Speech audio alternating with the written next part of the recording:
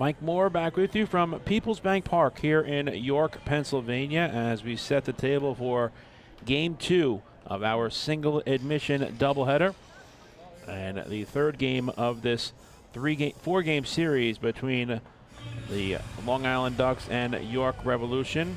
The Revs evening up this four-game series at a victory apiece, coming away with the come-from-behind triumph in the opener of this twin bill.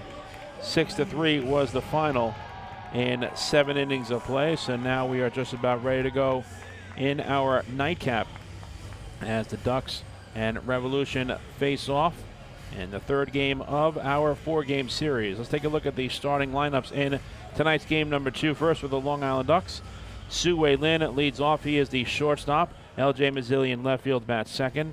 Alejandro Deyaza is the designated hitter. He will bat third. In the cleanup position is the third baseman Davidson Romero. Jose Surmer at first base bats fifth. Dustin Woodcock in center field hits sixth. Joe DiCarlo, the catcher, bats seventh. Matt Chamberlain gets started in right field, hitting eighth. And Phil Caulfield at second base will bat ninth. The starting pitcher tonight in game number 2 for Long Island is the right-hander Scott Harkin. He is 9-7 with a 4.51 earned run average. And for the York Revolution, Troy Stokes Jr. will lead off and play right field. Elmer Reyes, the shortstop, bats second. Telvin Nash is the designated hitter. He will hit third. Batting cleanup and playing first base is Nelly Rodriguez. Melky Mesa, the left fielder, bats fifth. Josue Herrera at third base hits sixth. Lenin Rodriguez, the catcher, bats seventh. Condoline in center field hits eighth. And Maglio Ordunez Jr., the second baseman, will bat ninth. And the starting pitcher for the Revs in the nightcap is the right-hander Austin Mora, making his Atlantic League debut. Our game time temperature under cloudy skies is 65 degrees. The humidity is at 99%. And the wind is coming out of the northeast at 2 miles per hour. The umpires in our nightcap behind home plate is Scott Hart. He'll be calling the balls and strikes. His brother Steve Hart is the first base umpire, and Bill Reuter is the umpire over at third. So we're just about ready to go, including this game number 2. 11 games remaining in the regular season for the Ducks. They're 3 games below 500 at 59-62.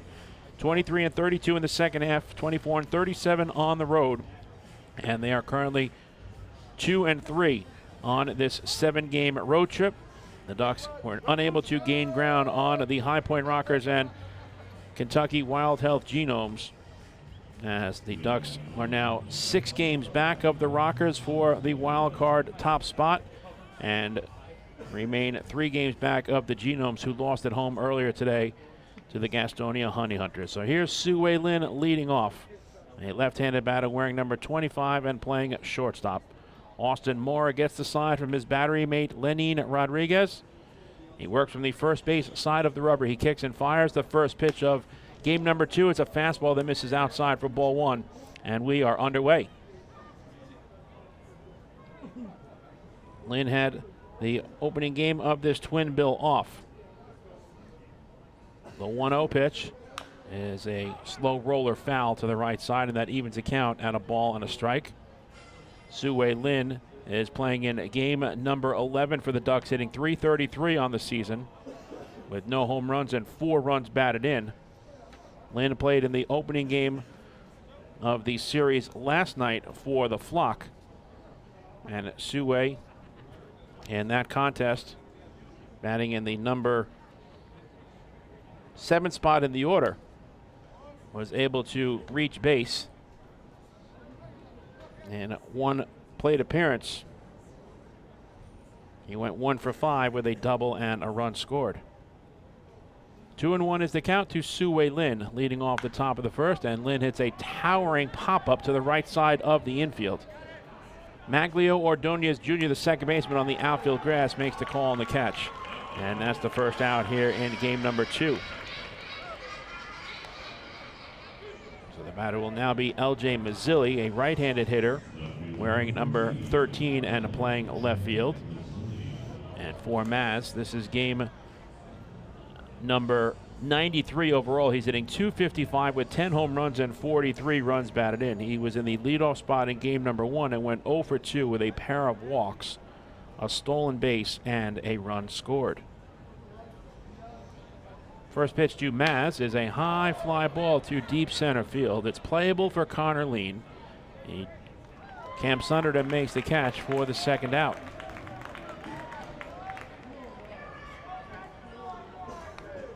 So the bases are empty for Alejandro Deyaza, a left-handed batter wearing number 33. He is the designated hitter in our nightcap. Deyaza in game 1 was 1 for 3 with an RBI double and a run scored, and he also drew a walk. Deyaza is playing in game number 103. He's hitting .338 with 9 home runs and 64 runs batted in.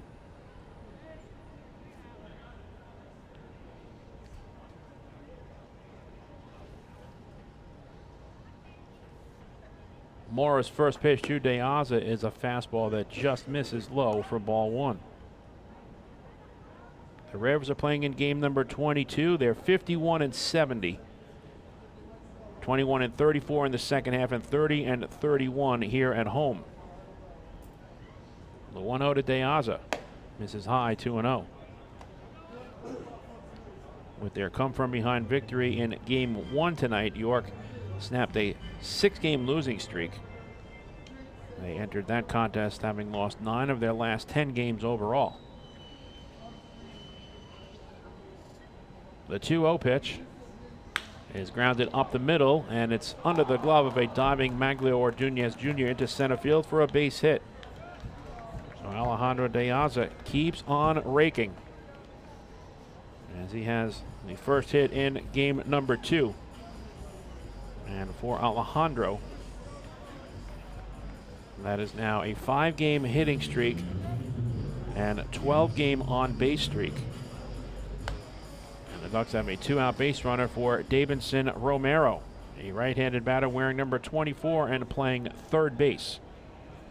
And for Davidson, this is game number 109. He's hitting .288 with 16 home runs and 73 RBIs. First pitch to Romero is a changeup swung on and missed. Romero in the opening game of this doubleheader went 1 for 2 with a walk, an RBI, and a run scored, and has now reached base safely in a team-high 27 consecutive games overall.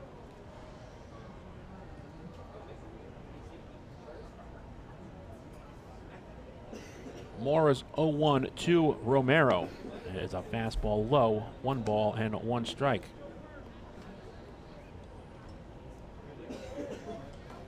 Austin Mora is 5'11" and weighs 185 pounds.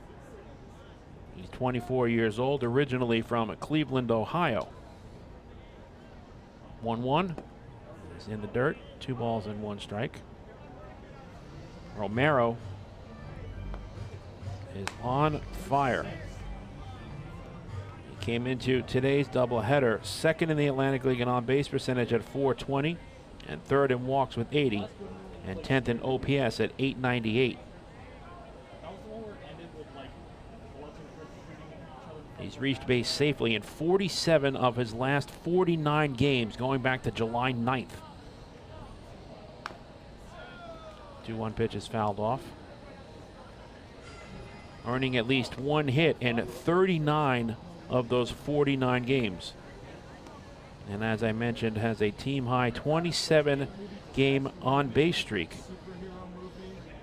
And entering to play during that streak, he was hitting .326 with 4 home runs and 26 RBIs, along with 6 doubles, 15 runs scored, 18 walks, and a .460 on-base percentage.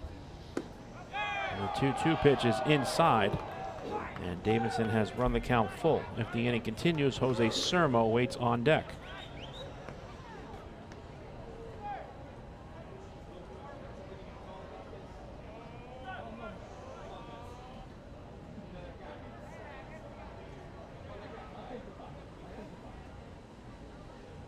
Deyaza will be running on the payoff pitch, and it misses ball 4. Fans were celebrating another First National Bank LI walk to first. Go far. Davidson Romero wasting no time in the nightcap as he extends his on-base streak to a team-high 28 consecutive games overall. So that will bring up Jose Sermo, a switch hitter batting left against the right-hander Austin Morrow, wearing number 28 and playing first base. For Jose, this is game number 21. He's hitting .279 with 2 home runs and 9 runs batted in.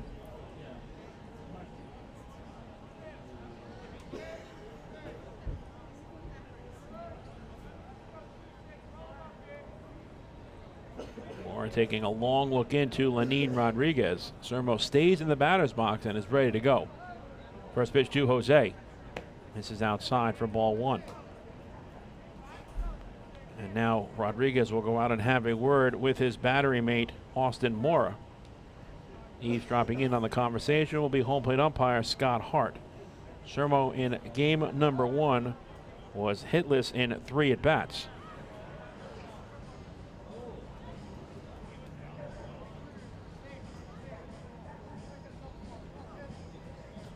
Just underway here in our nightcap.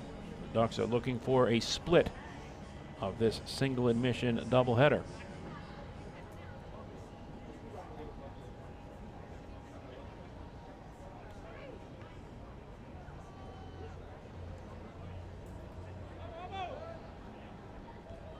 Here comes the 1-0 to Jose Sermo. And it's a fastball outside, 2 balls and no strikes.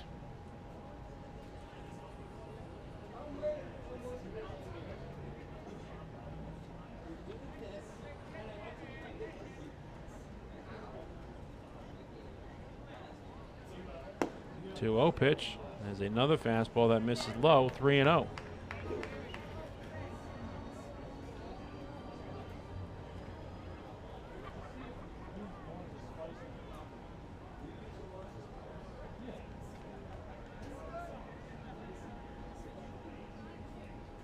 The 3-0 to Sermo is on the inside corner for a called strike, and it's 3-1.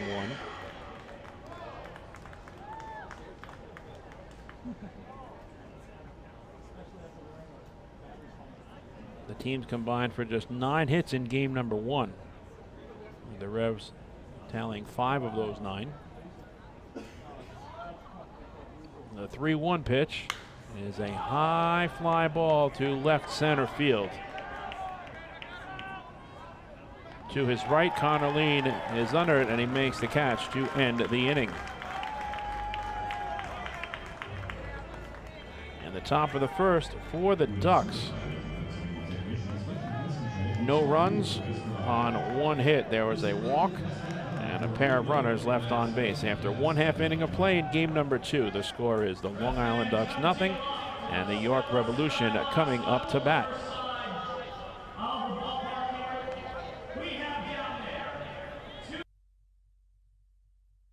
Hey fans, this is infielder Elijah Mazzilli, and you're listening to Ducks Baseball on the Long Island Ducks Broadcast Network. Planning your next party or looking for a caterer that will handle all of your needs? Hidden Gem Cafe has got you covered. From setup to service to cleanup and amazing food that is sure to be talked about, they can do it all without breaking the bank. Hidden Gem knows that each event is unique and strives to design a specialized menu for each event. Call the Hidden Gem Cafe for your next party at 631-390-5912 and be sure to follow them on social media too at the Hidden Gem Cafe for ideas and information. Can't get enough of the Long Island Ducks? Well, now you can get even more inside info on your favorite hometown team through Facebook and Twitter. The Ducks are constantly updating fans through social media with scores, transactions, ballpark promotions, and much more. You can even win great prizes. All you'll need to do is make a free account on Facebook and Twitter, and then visit us at facebook.com/LIDucks and twitter.com/LIDucks. Think you're Long Island's biggest Ducks fan? Get connected now.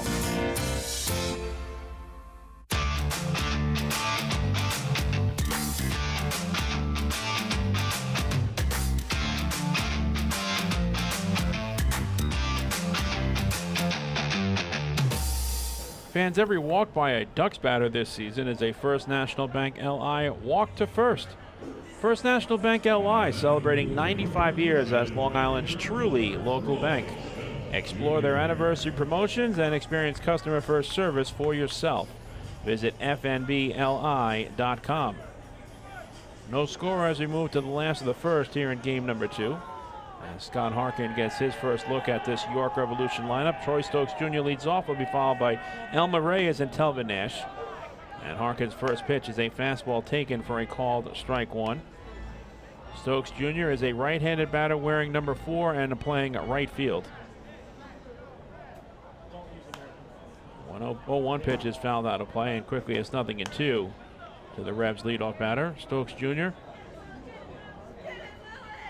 is playing in game number 103 for the Revs, hitting .263 with 14 home runs and 53 RBIs.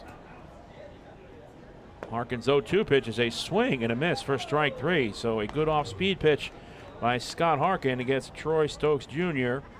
for the first out. The batter will now be Elmer Reyes, a right-handed hitter wearing number 13. He's the shortstop. And for Reyes, this is game number 106 overall. The batting average stands at .276.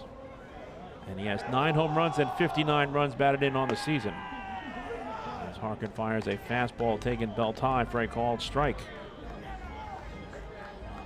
Reyes in the opening game of this doubleheader was 1 for 3 in the number 6 spot in the order.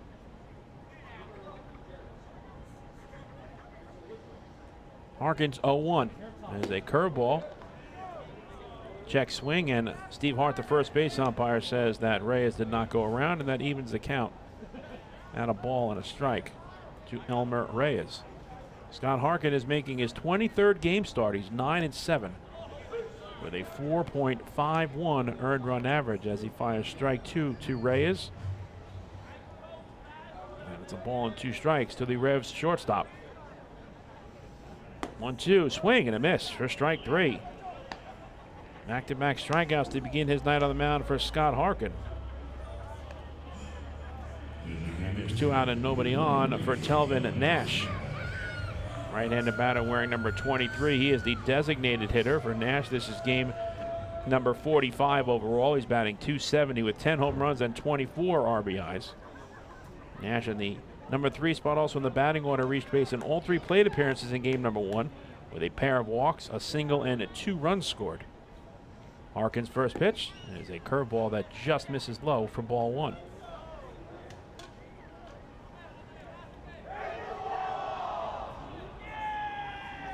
The 1-0 is another curveball that bends into the knees for a called strike. And that levels the count at 1-1 to Telvin Nash. 1-1 fastball misses away. Scott Harkin, in his 22 game starts this year, entering tonight, has pitched 117 2/3 innings thus far. The 2-1 is a swing and a miss, and that levels the count at 2-2. Harkin has allowed 71 runs, but only 59 earned on 142 hits, walking 27 and striking out 84. 4 hit batsmen and 11 home runs allowed by Scott Harkin this 2022 season. The 2-2 is grounded off the mound, up the middle, and through for a base hit.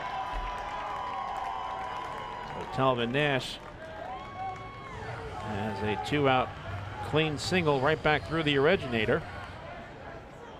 And the batter will now be Nelly Rodriguez, a right-handed hitter wearing number 12 and playing first base. And for Rodriguez, this is game number 63. Excuse me, number 114. Lenin Rodriguez is playing in his 63rd game. So for Nelly Rodriguez, it's game number 114. Overall, he's hitting .248 with 22 home runs and 74 runs batted in, and he was the difference maker in game 1. Rodriguez went 2 for 3, but both of his hits were home runs. A 2-run home run against Joe Iorio in the 3rd, and a 3-run shot that proved to be the difference again against Iorio back in the 5th. Harkin fires a first pitch fastball that misses upstairs for ball 1.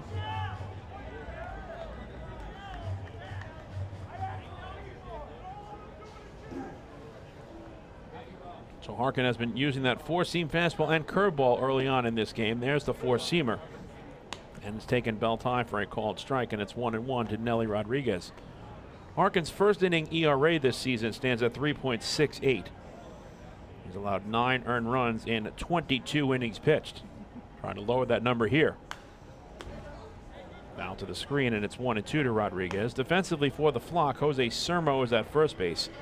Phil Caulfield is at second. Sue Lin is the shortstop, and Davidson Romero is over at third. LJ Mazzilli is in left field. Dustin Woodcock is the center fielder. Matt Chamberlain is in right field. And Joe DiCarlo catches Scott Harkin. 1-2. Curveball is a high fly ball to center field. In a few steps comes Dustin Woodcock, and he makes the catch, side retired. So Scott Harkin works around a 2-out single off the bat of Telvin Nash by retiring Nelly Rodriguez to end the inning. For the Revs, no runs on 1 hit and 1 man left on base. We move to the top of the second in game number 2, and we have no score between the Long Island Ducks and the York Revolution. Hey fans, this is outfielder Dustin Woodcock, and you're listening to Ducks Baseball on the Long Island Ducks Broadcast Network. Has drinking or substance abuse taken over your life? You are not alone, and recovery is possible. At FCA, our caring team members will work with you to identify a recovery plan that meets your needs. We have virtual and in-person services ranging from treatment to recovery, from prevention to crisis support.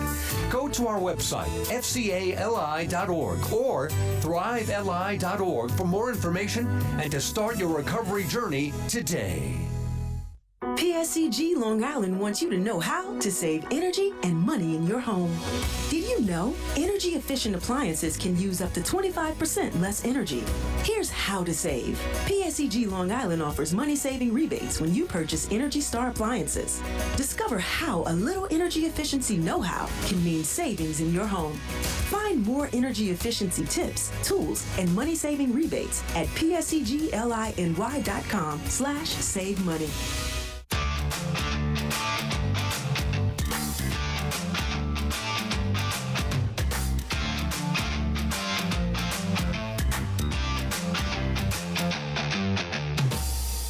The 2022 season of Ducks Baseball is presented by Catholic Health.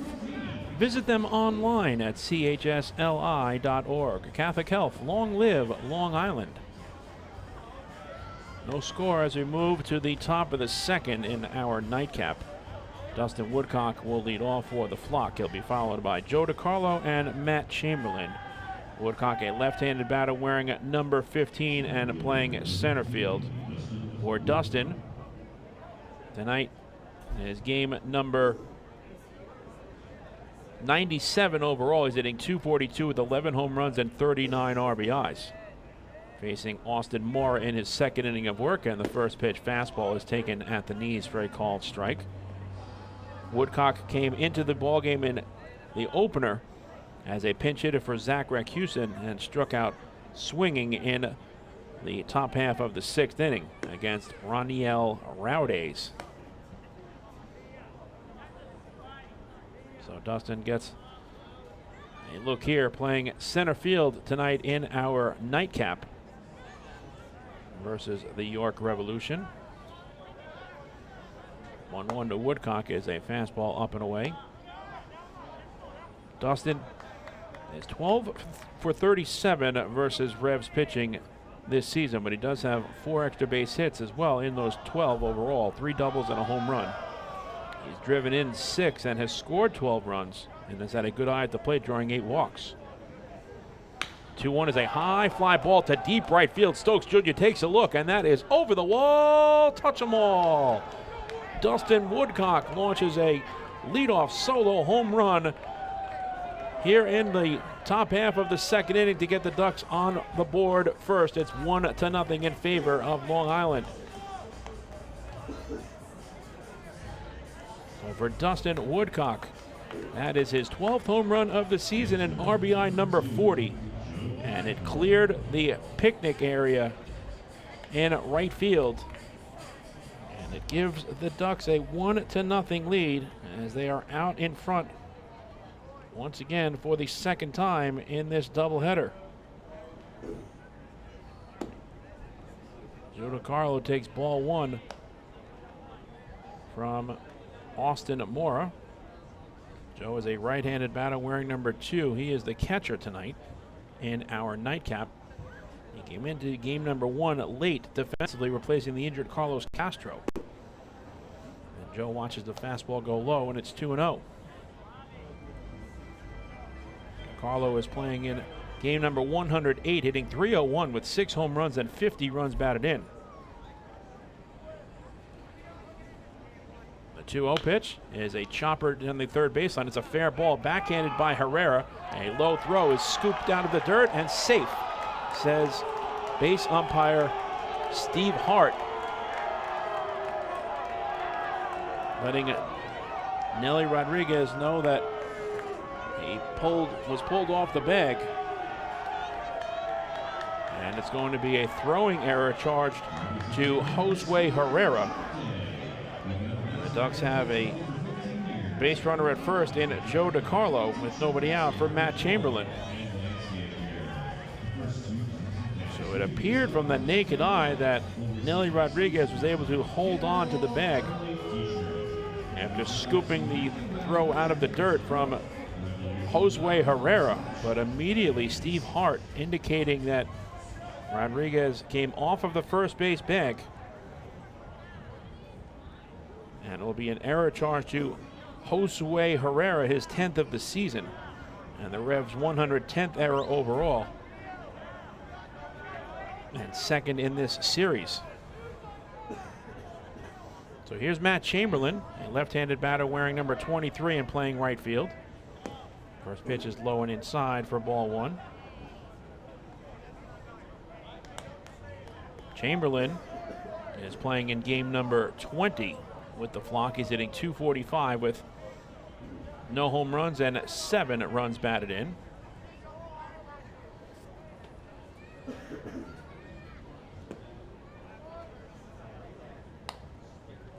Two and 0 is the count.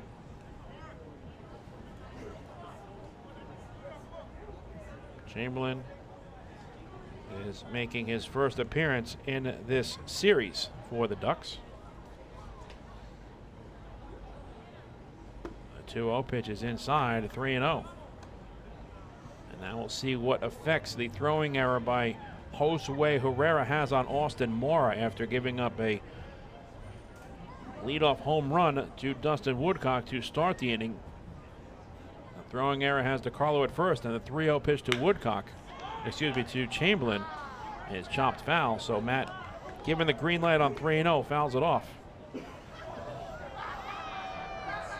Chamberlain, in a very limited number of at-bats, has had success this year versus the York Revolution, going 4 for 6 with an RBI and 2 runs scored. He's also drawn a walk and stolen a pair of bases. 3-1 pitch is outside, ball 4. Fans were celebrating another First National Bank LI walk to first. Go first, go far. First free pass of the night issued by Austin Mora. DiCarlo advances to second. Chamberlain over to first. Still nobody out, and the batter will be the number 9 hitter, Phil Caulfield, a left-handed hitter wearing number 11 and playing second base. And for Phil, this is game number 35 with the Ducks. He's hitting .298 with a home run and 17 RBIs. Caulfield last night was 1 for 5 with a pair of runs scored and a walk, getting his first action in tonight's single admission doubleheader. He shows bunt and takes the pitch down low for ball 1. So Mora is really struggling in this second inning. In the first go around through the order, he's only thrown 3 first pitch strikes.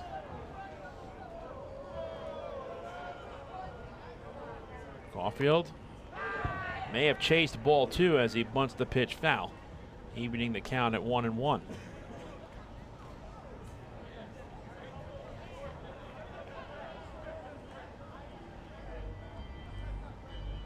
The Ducks as a team this season have 17 sacrifice bunts overall. Let's see if Caulfield gets the green light. He does square again and bunts it foul. The count is now 1-2 to Phil Caulfield. So 2 unsuccessful bunt attempts after being up in the count 1-0. You'd have to think here that the bunt will be called off to Caulfield behind 1-2. He squares and takes the pitch upstairs, and it gets away from Lenin Rodriguez, and both runners will advance.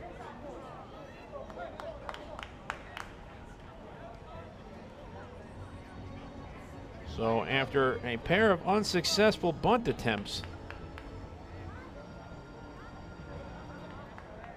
a pass ball charged to Lenin Rodriguez advances the runners to second and third. There's still nobody out. A run is home for the Ducks.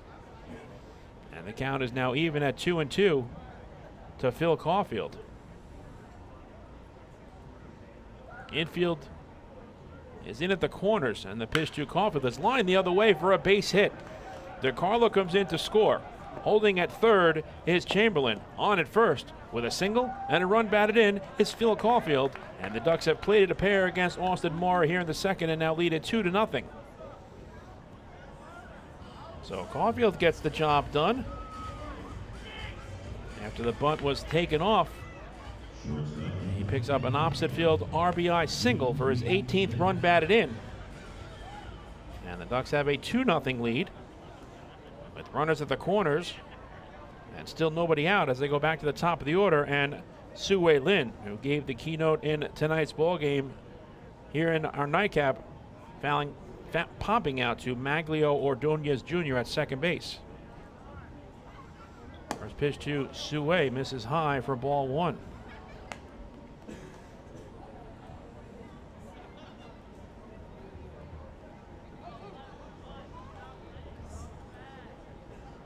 Two runs in for the Ducks, and they're looking for even more here in the second frame.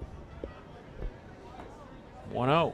Lynn hits a high fly ball down the right field line. Giving chase is Troy Stokes Jr., but that'll land in the crowd. And it evens the count at a ball and a strike to Sue Lin. Austin Mora. Retired Jose Surma with runners at first and second on a fly ball to Connor Lead in left center field to end the first inning, having thrown 19 pitches in that frame. But is laboring here in the second. 1-1 is fouled out of play. Defensively for York, Nelly Rodriguez is at first base, Maglio Ordonez Jr. is at second, Elmer Reyes is the shortstop, and Josue Herrera is over at third. Melky Mesa is in left field, Connor Lean is the center fielder, Troy Stokes Jr. is in right field, and Lenin Rodriguez catches Austin Mora. 1-2 is a swing and a miss for strike three. As Lin goes down for the first out and first strikeout for Austin Mora. So runners remain at the corners for LJ Mazzilli, who flied out to center field his first time up.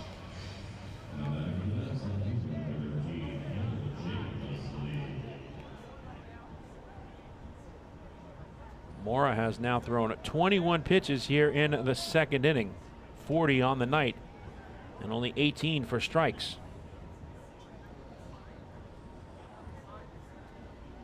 Maz grounds the first pitch in the hole. Reyes has it. He goes to second for one. Ordonez Jr. on to first. Double play. Side retired. So Austin Mora limits the damage as he induces LJ Mazzilli to bounce into a 6-4-3 inning-ending double play. But the Ducks do grab the lead against the right-hander here in the second as Long Island tallies 2 runs on 2 hits. There was 1 error and 1 runner left on base. In the middle of the second, the score is now the Long Island Ducks 2 and the York Revolution nothing here in game number 2 of our single admission doubleheader from PeoplesBank Park. Hey fans, this is infielder Phil Caulfield, and you're listening to Ducks Baseball on the Long Island Ducks Broadcast Network. Hey, Ducks fans, the official hotel of the Long Island Ducks is the Radisson Hotel, Hauppauge, Long Island. Island. It's centrally located on the north shore of Long Island and offers a home away from home for both business and leisure guests. The Radisson Hotel Hopong Long Island features an indoor pool, 24-hour business center, a fitness center, and complimentary Wi-Fi in all guest rooms. Enjoy the contemporary American cuisine at the Fountain Grill restaurant or grab a quick bite to eat at Cafe Prato. And best of all, it's only minutes away from Fairfield Properties Ballpark. The Radisson Hotel Hopong Long Island, the official hotel of the Long Island Ducks. Call 231-1100 today. That's 631-231-1100. Your source for everything Ducks is liducks.com. The official website of the Long Island Ducks is the best place to stay up to date with Long Island's hometown team. Purchase tickets to the game, see the full promotional schedule, visit the online store, read the latest news stories, and watch every game live right on the homepage. The site offers an optimal browsing experience on either your computer or mobile device. liducks.com, the official website of the Long Island Ducks, your one-stop shop for all things Ducks baseball.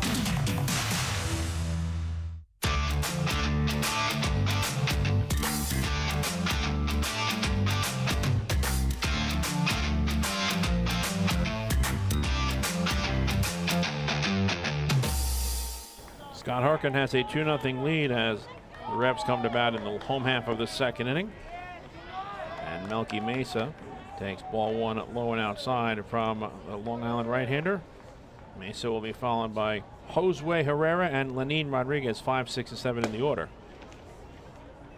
Melky Mesa, a right-handed batter wearing number 28 and playing left field.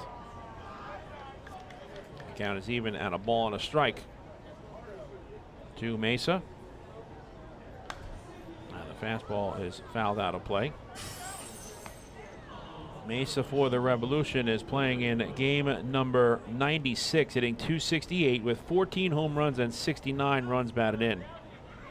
He went 0 for 3 in the opening game of this twin bill. He chops this one over the mound and into center field for a base hit. So Melky Mesa has his first hit of the doubleheader, a leadoff single right back through the originator. An almost identical hit that was recorded by Telvin Nash against Scott Harkin in the bottom of the first. The batter will now be Josue Herrera.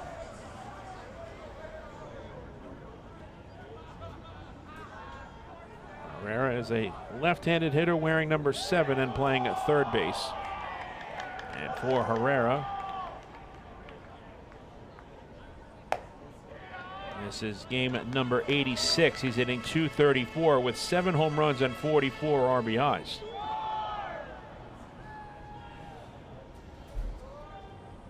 Herrera in game 1 went 0 for 3 in the number 8 spot in the batting order. He chops this one to second. It might be 2. Caulfield goes to second for 1. Lynn on to first. Double play. Just what the doctor ordered for Scott Harkin, as he induces Josue Herrera to bounce into the 4-6-3 twin killing. And the leadoff single by Melky Mesa is erased. So 2 out and nobody on now for Lenin Rodriguez. Right-handed batter wearing number 1. He is the catcher in our nightcap. And Lenin is playing in game number 63, hitting .244 with 7 home runs and 26 RBIs. First pitch curveball misses just high for ball 1. So the Ducks defensively turned their Atlantic League leading 112th double play on the season. And that was tailor-made right to Phil Caulfield. He gave a perfect feed to Su-Wei Lin at the shortstop. Lynn made a strong throw to Jose Sermo for the 4-6-3 double play behind Scott Harkin. Now he has a chance to face the minimum. He's behind 2-0 to Rodriguez. And Rodriguez with a half swing grounds it to second. Nice hop for Phil Caulfield. And he throws to first to end the inning. So Scott Harkin does indeed face the minimum here in the bottom of the second for the Revs. No runs on 1 hit, and with the double play, nobody left on base. We move to the top of the third here in game number 2 of our single admission doubleheader, with Long Island leading it by the score of 2-0. Hey fans, this is pitcher Joe Iorio, and you're listening to Ducks Baseball on the Long Island Ducks Broadcast Network. This is it. Check it out. See what everyone's talking about. Let Nicolak pave your way. Bring your outdoor living dreams to life. Visit Nicolak's Outdoor Design Center at 200 Henry Street in Lindenhurst and see thousands of square feet of pavers, retaining walls, fire pits, and outdoor living accents on display. Only Nicolak paving stones are made with Paver Shield technology for more vibrant color options than anyone else. Visit Nicolak.com to request a free sample or their Outdoor Design Center at 200 Henry Street in Lindenhurst. Nicolak. Ask for it by name. You'll see the difference. Visit Nicolak.com. That's Nicolak.com. Let Nicolak Pavers pave your way. Pave your way.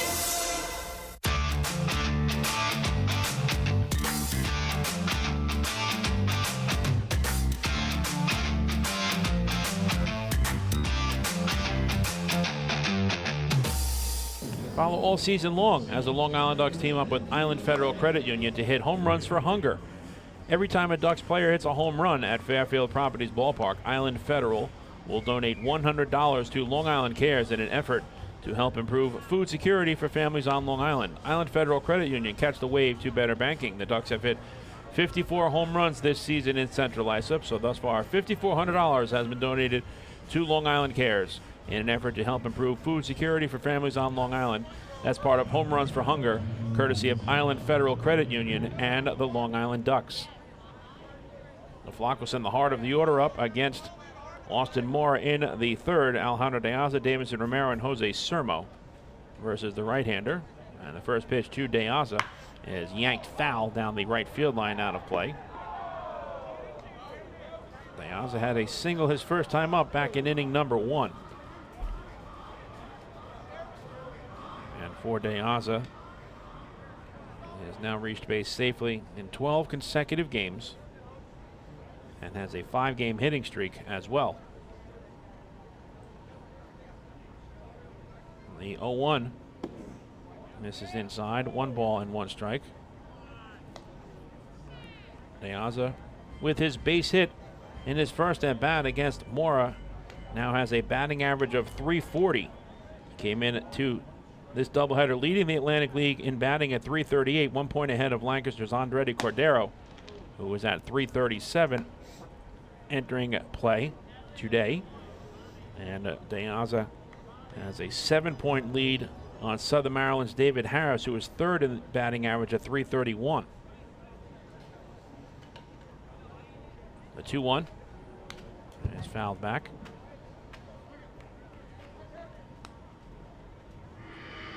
Alejandro is also first in the Atlantic League in on-base percentage at .447. He came in second in doubles. He had his 34th double in Game 1.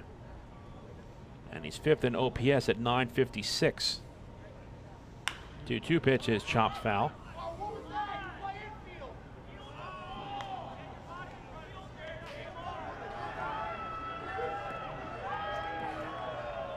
Deyaza's 34 doubles inches him closer to the league lead in that offensive category. Elmer Reyes of the York Revolution has 36, and Deyaza lines it into right field for a base hit. He turns the first base back. He's going to try for 2. Here comes a throw from Trostrokes Jr. It's not in time as Deyaza slides in safely with a leadoff double. He is 2 for 2. And the Ducks have an insurance run in scoring position with nobody out. And for Deyaza, that is now 35 doubles on the season. Now getting closer to the league lead in that category, 1 behind Elmer Reyes, who has 36.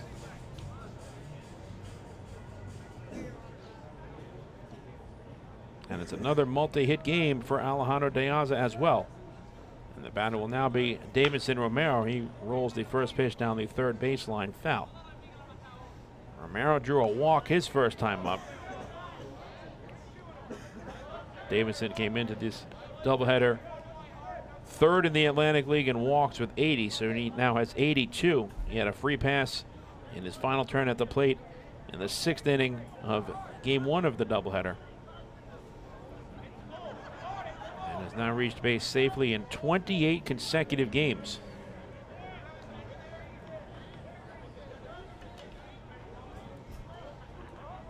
You talk about a 1-2 punch in Alejandro Deyaza and Davidson Romero. Fastball misses and it's 1-1. And top to bottom, this is a very good Long Island Ducks lineup. They came into play today second in the Atlantic League in batting at 272, 1 point behind Lancaster, leading the way at 273. And the Ducks are also second in the ALPB in hits, only trailing the Barnstormers as well. That's lined into left field for a base hit. Deyaza will hold at third base as Davidson Romero has a clean single to left. And that's 5 hits now allowed by Austin Mora. And the Ducks are in business against the right-hander. They have runners at the corners with nobody out for Jose Sermo.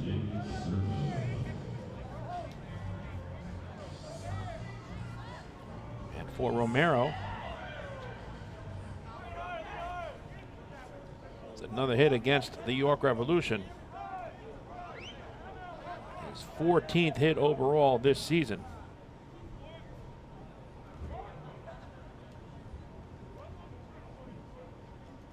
5 of the 14 have been for extra bases, 5 doubles and a home run. He also has 11 RBIs.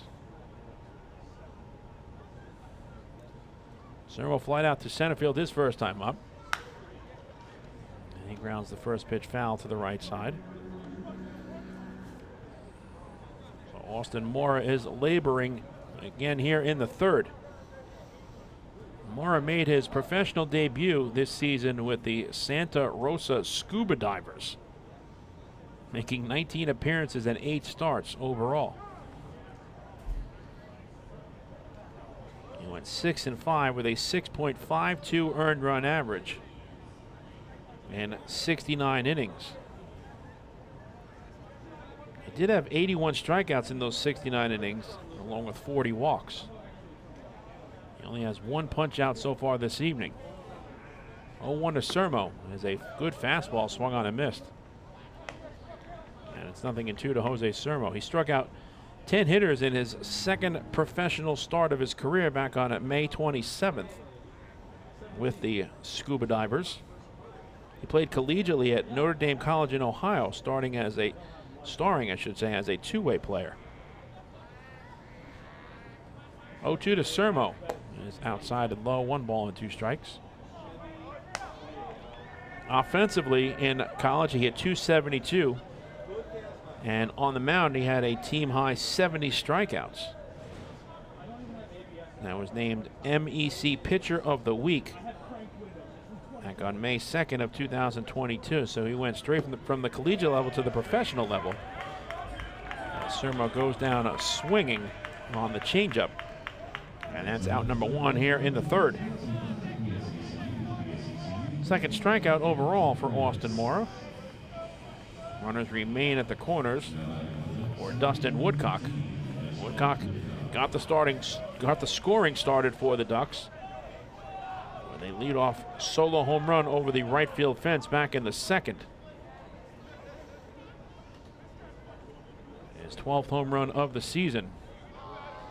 And 40th run batted in. First pitch to Dustin. It's a fastball that dots the outside corner for a called strike. The Ducks this season, as a team with runners in scoring position, have a .279 batting average.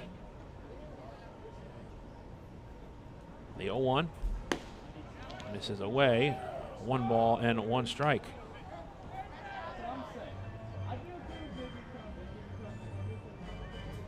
The Ducks had an opportunity for an even bigger inning in the second. Were only able to plate a pair of runs. They had runners at the corners and nobody out after 2 runs came in. But Lynn struck out swinging, and Mazzilli bounced into an inning-ending 6-4-3 double play to limit the damage surrendered by Mora to a pair of runs. And now here they have runners at the corners with 1 out. No lead is safe in this ballpark, that's for sure. 2-1 to Woodcock is pulled foul. The Ducks had a 2-0 lead in the opening game of this twin bill, scoring a pair of runs against Ben Herrick in the 3rd.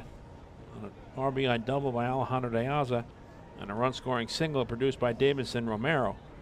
But then the Revs scored 3 unanswered runs in the last of the 3rd against Joe Iorio on a pair of home runs. Woodcock hits a fly ball to shallow center field. On the run is Connor Lean. He moves under it and makes the catch. Deyaza fakes the tag but will not advance. And that is a big second out behind Austin Mora. And Woodcock unable to bring Deyaza in from 3rd.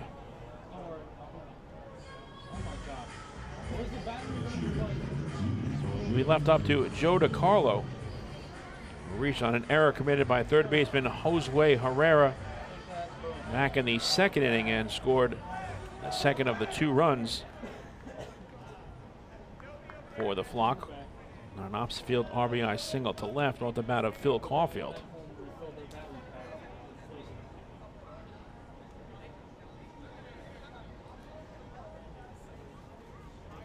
First pitch to Joe is a check swing. Did he go around? No, says first base umpire Steve Hart, and it's 1-0 to the Ducks backstop.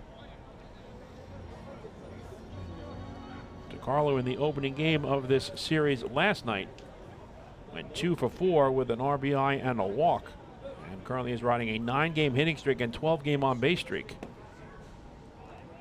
And is ahead here in the count, 2 balls and no strikes. DiCarlo has 19 hits this season against the Revolution. 6 of them for extra bases, 4 doubles, a triple, and a home run, along with 6 RBIs and 11 runs scored. But he's also drawn 6 walks. He has one of the best eyes at the plate in the Atlantic League. And he watches that fastball miss down low, and it's 3-0 to Joe DiCarlo. Now here's an interesting decision. Wally Backman has really left it up to a majority of his players in terms of what to do on 3-0 counts, and I most definitely would give DiCarlo the green light here. He takes outside, ball 4. Fans were celebrating another First National Bank LI walk to first, go far. And that extends DiCarlo's on-base streak now to 13 consecutive games overall. That is the 2nd free pass issued by Austin Mora. And now there's 3 Ducks on the pond for Matt Chamberlain, who drew a walk his first time up.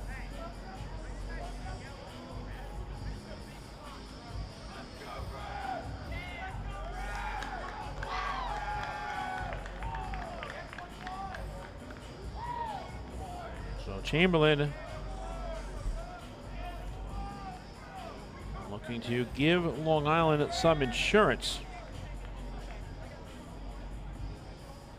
This is his first season with the Ducks and first season in the Atlantic League.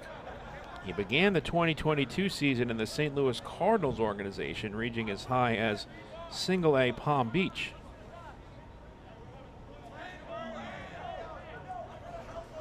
First pitch to Chamberlain is in tight for ball 1.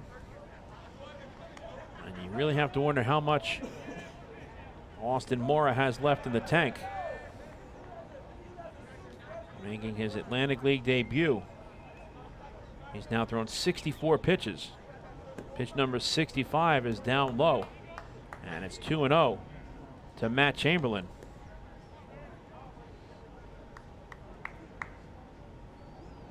"24 pitches thrown by Mora here in the 3rd, after firing 22 pitches in the 2nd frame.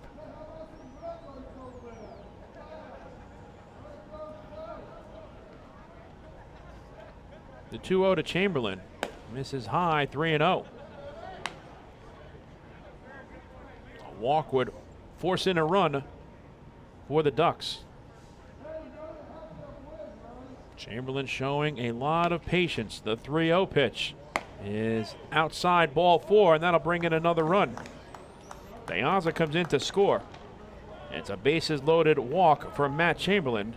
His second free pass of the night extends the lead for Long Island. It's now 3-0 in favor of the Flock. And for Matt Chamberlain, that is his 8th run batted in of the season.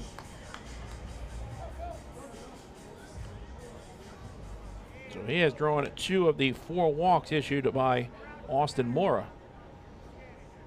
And now the number 9 batter, Phil Caulfield, steps in. He had an RBI single his first time up.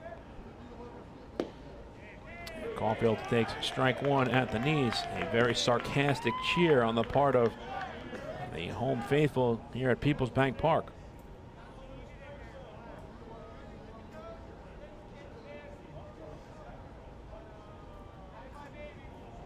A 1 pitch is waved at and missed. And it's 0-2 to Phil Caulfield.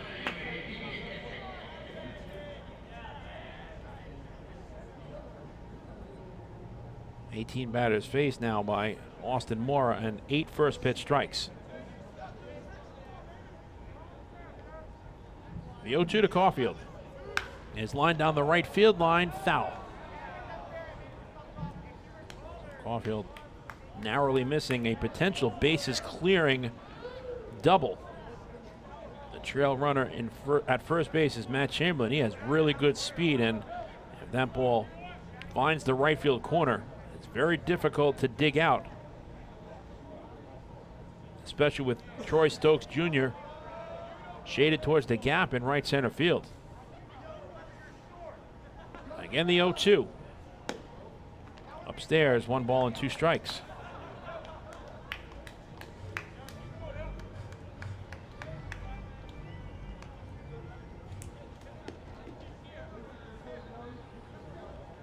The Revs took the opening game 6-3 to even up this 4-game series at a victory apiece. The Ducks have a 3-0 lead in the nightcap. 1-2 to Caulfield is grounded to the right side. It's backhanded by Rodriguez, and the throw to first is in time as Mora beats Caulfield to the bag by a step to end the inning. Nice play on both ends. First by Nelly Rodriguez and then by the pitcher Austin Mora, who won the foot race against the speedy Phil Caulfield coming out of the left side of the batter's box. So the inning comes to a close, but not before the Ducks add to the lead as Long Island picks up 1 run on 2 hits. And the bases were left loaded in the middle of the 3rd. Here in game number 2, the score is now the Long Island Ducks 3 and the York Revolution 0.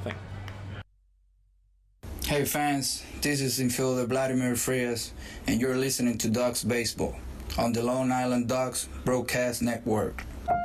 When we see Long Island, we see you. Because at Catholic Health, we know that it's your remarkable lives that breathe life into our island. So at every Catholic Health hospital, practice, and care facility, we're able to provide the highest quality, most innovative care for your body, because our culture cherishes your humanity.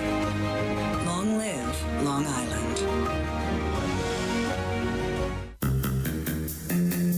Take your group out to the game this season and enjoy all the fun of Ducks baseball at discounted prices with the picnic area, luxury suites, party deck, and so much more. Bringing your group to the game will be an unforgettable experience. The Ducks even offer opportunities to sing the national anthem, serve as the Ridgewood Savings Bank color guard, be the Nicolak Dream Team, or put on a pregame performance. To book your outing today, call 631-940-3825 and ask for the group sales department. Long Island Ducks baseball. Good times every time.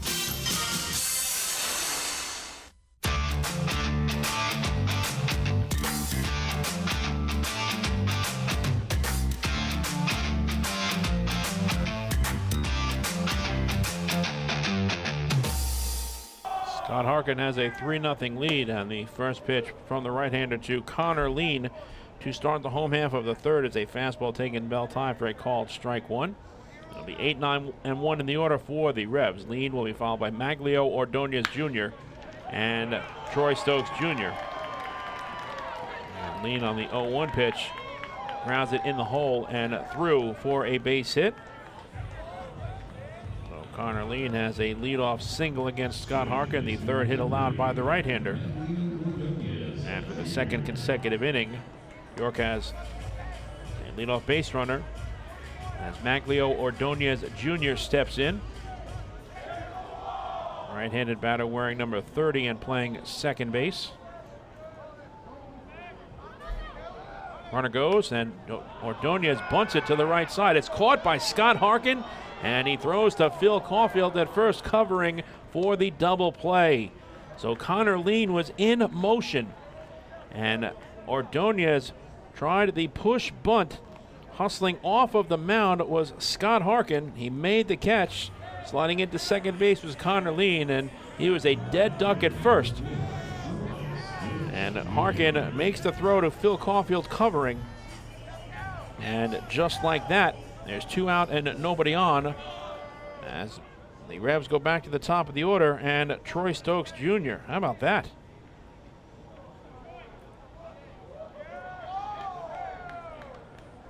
Great hustle on the part of Scott Harkin to start that double play.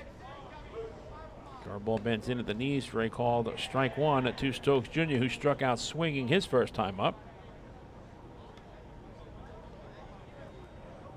The 0-1. This is inside 1-1.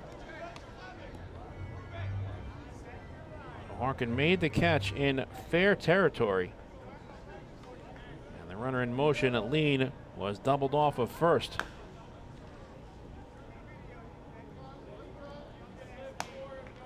Put out of Lean goes 1-4. Harkin to Phil Caulfield. And the Ducks turn their second double play in as many innings behind Scott Harkin. 1-2 pitch. Fastball misses outside, 2-2.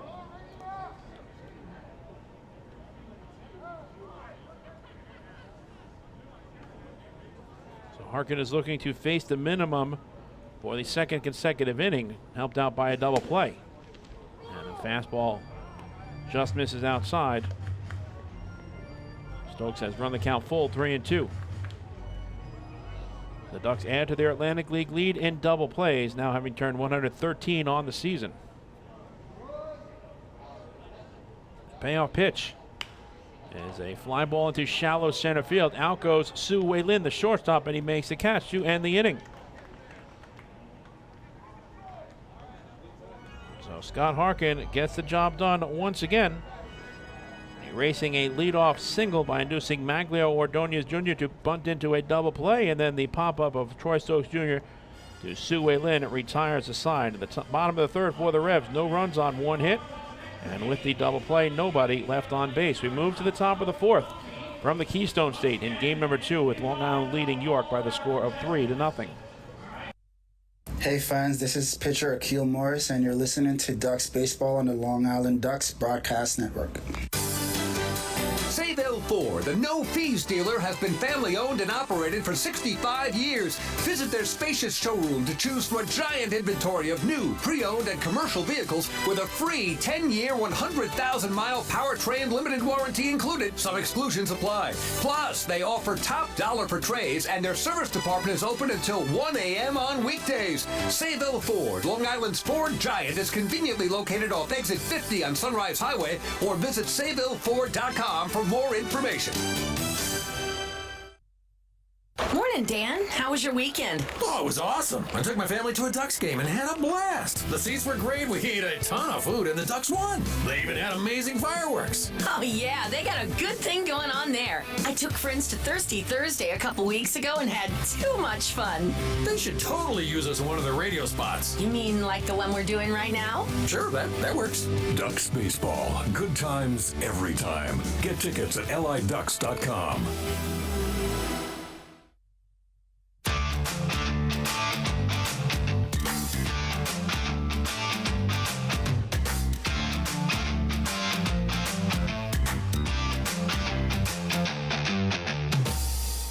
Nine pitches thrown by Scott Harkin in the second, and 9 pitches thrown by Scott Harkin in the third, giving the right-hander just 34 pitches thrown in his first 3 scoreless innings against the York Revolution. So the Ducks come to bat here in the top of the fourth, looking to add to a 3-0 lead as they send the top of the order up for the third go-around, and first pitch swinging. Sue Lin chops it back to the pitcher, Austin Mora. He fields it cleanly and underhands to first to retire Lin. 1 pitch and 1 out, with Lin now 0 for 3 on the night. So in steps L.J. Mazzilli, who has flied to center and grounded into a 6-4-3 double play. The Ducks Health Report is brought to you by Island Shore Physical Therapy, the official therapist of the Long Island Ducks. And the only thing we have to report on the injury front right now is Long Island Ducks catcher Carlos Castro, who had to be removed from the ball game late in our game number 1 of this doubleheader after taking a foul ball that found some part of the unprotected area of Carlos Castro, and Castro tried to walk it off, but after several minutes behind home plate was removed from the ball game and lifted for Joe DeCarlo. So we'll try to give you an update on the status of Carlos Castro during tomorrow night's series finale between the Ducks and the Revs. The count is 3-0 to L.J. Mazzilli. And the fastball misses down low, ball 4. Mazzilli is on board with a 4-pitch walk. Fans are celebrating another First National Bank LI walk to first. Go first, go far. That is the 5th walk of the night, allowed by Austin Mora. And for L.J. Mazzilli, he has drawn 3 free passes now in this doubleheader. He had his hitting streak in Game 1 come to a close at 10 straight games, but now has reached base safely in 13 consecutive contests. That'll bring up Alejandro Deyaza, who is already 2 for 2 with a double and a run scored.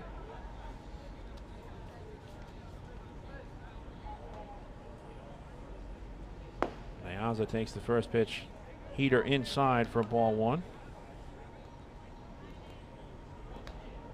Deyaza now has a .342 batting average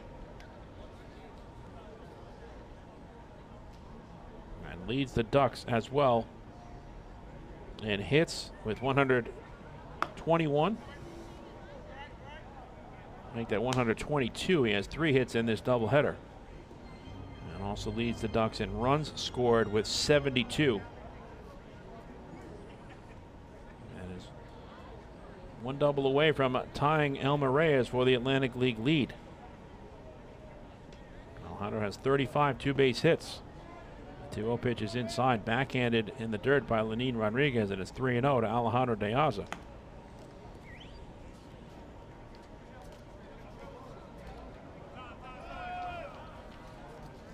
Deyaza, with his 2 hits tonight, now has 36 multi-hit games this season. 3-0 pitch. Misses high, ball 4.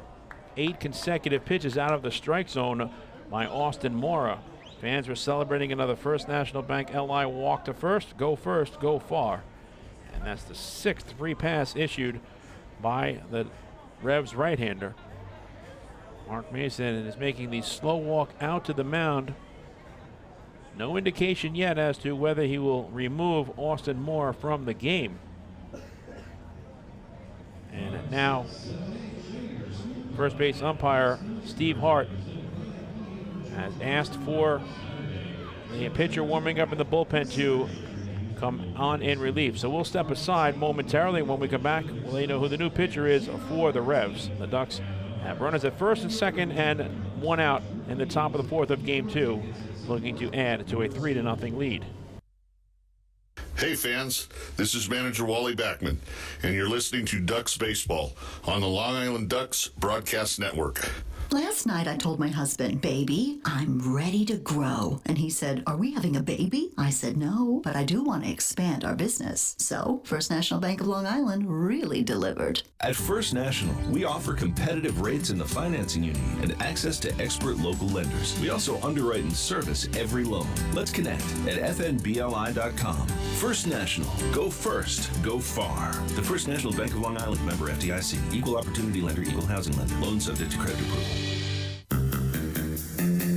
Take Take your group out to the game this season and enjoy all the fun of Ducks baseball at discounted prices with the picnic area, luxury suites, party deck, and so much more. Bringing your group to the game will be an unforgettable experience. The Ducks even offer opportunities to sing the national anthem, serve as the Ridgewood Savings Bank color guard, be the Nicolak Dream Team, or put on a pregame performance. To book your outing today, call 631-940-3825 and ask for the group sales department. Long Island Ducks baseball. Good times every time.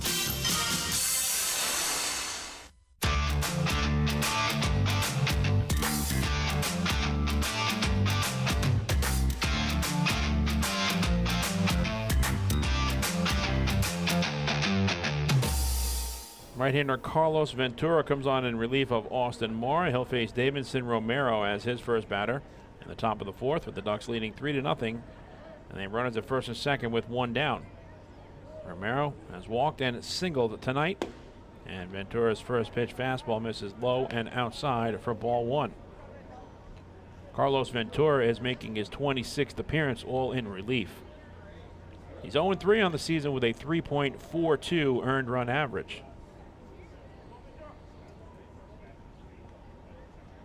Ventura's 1-0 to Romero is lined down the left field line, foul. And that evens the count at a ball and a strike. Ventura in 26 1/3 innings pitched has allowed 14 runs, 10 earned on 27 hits, walking 17 and striking out 26, with the opposition hitting .278 against him.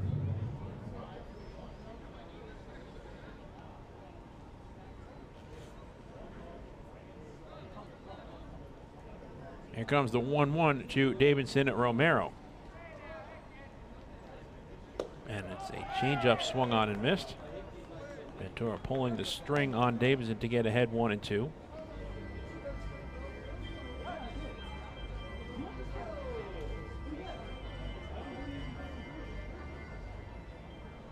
Ventura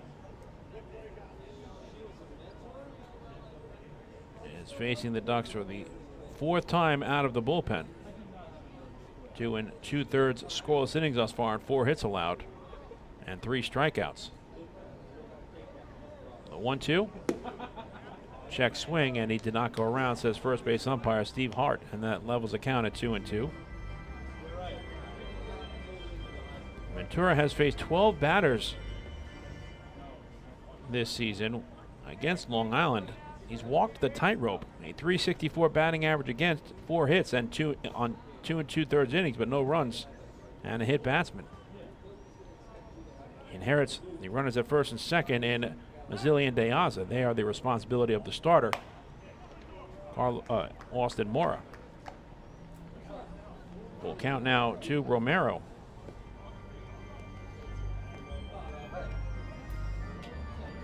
Davidson, reaching base twice tonight in his first 2 plate appearances, now has an OPS of .904 and a .290 batting average. He entered this doubleheader hitting .287, so both of those numbers have increased. Keep an eye on the runners, and Mazzilli and Deyaza. They are running the payoff pitches inside, and it's a check swing foul, and we'll do it again at 3-2. Ducks return home to take on the Staten Island Ferry Hawks on Friday, September 9th to begin a 3-game series at Fairfield Properties Ballpark. First pitch is scheduled for 6:35 p.m. The first 1,500 fans in attendance will receive Quackerjack and Scoop posters courtesy of Newsday. There's also an Ebbs Craft Beer Fountain Hard Seltzer takeover at the ballpark. Specials on Ebbs Beer, Ebbs and Fountain will be available at the ballpark throughout the game.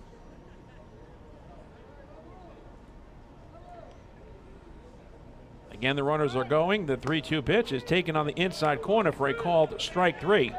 Romero goes down looking, and no throw from Lenin Rodriguez. So it's a double steal for L.J. Mazzilli and Alejandro Deyaza. There's 2 outs in the inning, and a 2 in scoring position for Jose Sermo. So Deyaza is retired for the first time tonight in Game 2.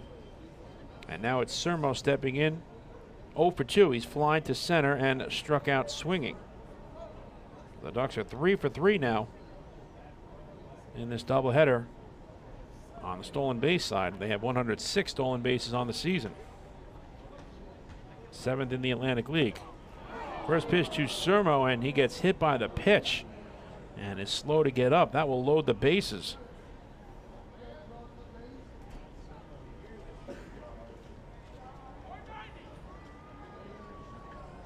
So Jose Sermo appears to be showing that the ball hit him on the inner part of his leg, maybe the ankle area. So the bases will be loaded for Dustin Woodcock, who is 1 for 2 tonight with a solo home run. Also on Friday, when the Ducks host the Ferry Hawks to kick off their final regular season homestand, it's an Angela's Pizza Friday. This is a great deal. A player on the Ferry Hawks will be designated as the K-Man. If he strikes out during the game, all fans can show their game ticket to enjoy $10 regular pies, normally $19, throughout the rest of the weekend at Angela's Pizzeria of Islip. I'm getting hungry just thinking about that. Additionally, all fans can show any Ducks game ticket during the 2022 season at Angela's to receive 10% off their order. Just a terrific promotion and a great job by Angela's Pizzeria of Islip. So come on out, root on your Long Island Ducks as they make a push for the postseason, and show your ticket to Angela's to receive 10% off your order. And if the K-Man strikes out, it's a $10 regular pie, normally $19. To purchase tickets, visit liducks.com, call 631-940-TIXX, or head on down to the Fairfield Properties Ballpark box office. Saturday is Game 2 of the series, September the 10th. That's a tremendous promotion that everyone loves. A 6:35 first pitch, and following the game, all fans in attendance will be treated to a fireworks spectacular presented by Forte Construction, Tap Electric, and BR Construction Group. It's the final post-game fireworks spectacular the Ducks will be putting on in the regular season. So here's Dustin Woodcock as Sermo remains in the game at first base. First pitch to Dustin is a fastball outside for ball 1. It's also a lemonade stand at Main and Vine Wine Down Saturday. All fans will be welcome to visit the Duck Club restaurant and bar to enjoy a wine tasting event of featured products. And how about this promotion? A lucky seat Saturday presented by Long Island MacArthur Airport. 1-0 to Woodcock, misses high, 2-0. If you sign up prior to the end of the third inning at the Ducks ticket kiosk, the Ducks will be selecting a lucky fan in the ballpark who will win a free round trip for 2 on any Breeze Airways nonstop to Charleston, South Carolina. What a deal. A 2-0 pitch to Woodcock is inside, 3-0. A walk would force in another run. So Ventura, one pitch away from enabling the Ducks to add to a 3-0 lead. With Dustin having homered earlier tonight, again, I would give him the green light. Just as I mentioned, Joe DiCarlo in the 3-0 at bat that he had earlier in this game. And the 3-0 pitch is a fastball that misses, ball 4, and that will bring in another run. Zilli comes in to score. Fans are celebrating another First National Bank LI walk to first. Go first, go far. Dustin Woodcock has his second run batted in on the evening, and the Ducks now have a 4-0 lead here in game number 2. That is 7 walks issued by York pitchers. Deyaza is the runner at third, and Sermo advances to second. And the aforementioned Joe DiCarlo is at the plate. Joe is 0 for 1 tonight with a walk and a run scored.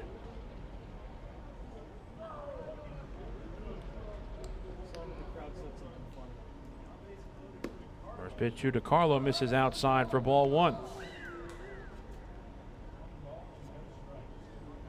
So the first runner inherited by Ventura scores in Mazzilli, that will be charged to Austin Mora.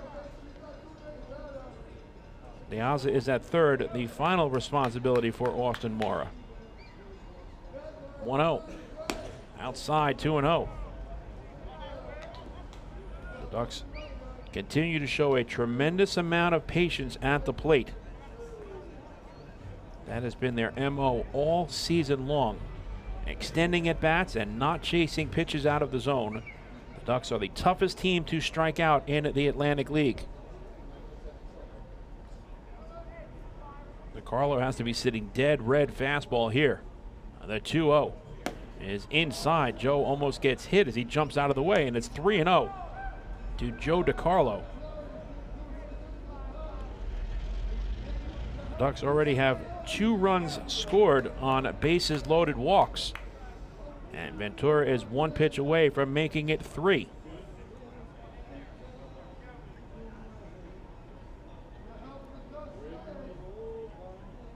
The 3-0 to DeCarlo is a fastball taken for a called strike, and it's 3-1.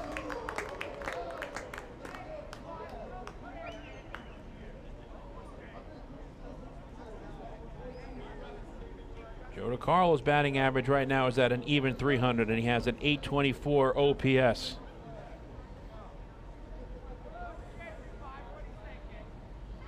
The 3-1 pitch is outside, ball 4, and that will bring in another run. Deyaza comes in to score. On at first, with a bases loaded walk and a run batted in is Joe DeCarlo. Fans are celebrating another First National Bank LI walk to first. Go first, go far. And the Ducks now have a 5-0 lead. So for DeCarlo,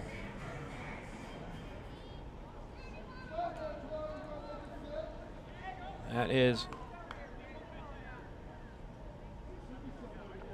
run batted in number 51 on the season. And we'll bring up Matt Chamberlain as he takes strike 1 from Ventura. Chamberlain in 2 plate appearances has drawn 2 walks.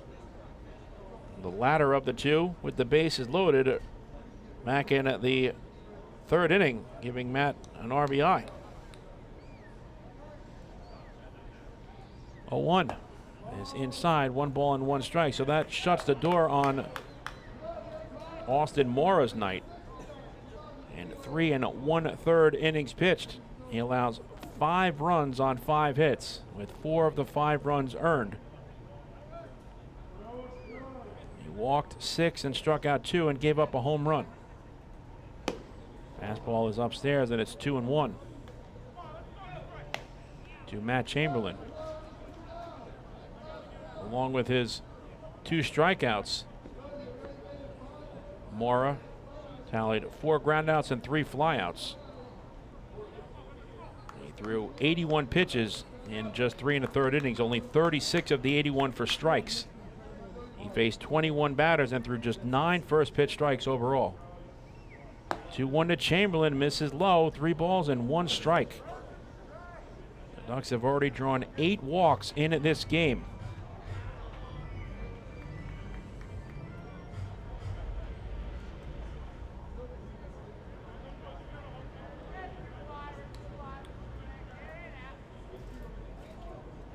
Here comes the 3-1 pitch to Matt Chamberlain. And it's taken on the inside corner for a called strike. And it's a full count to Matt Chamberlain. So now the merry-go-round will be in motion on 3-2 with 2 outs.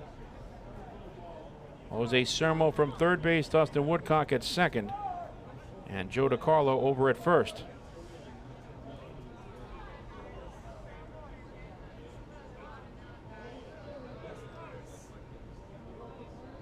The payoff pitch to Chamberlain with the runners in motion is fouled out of play.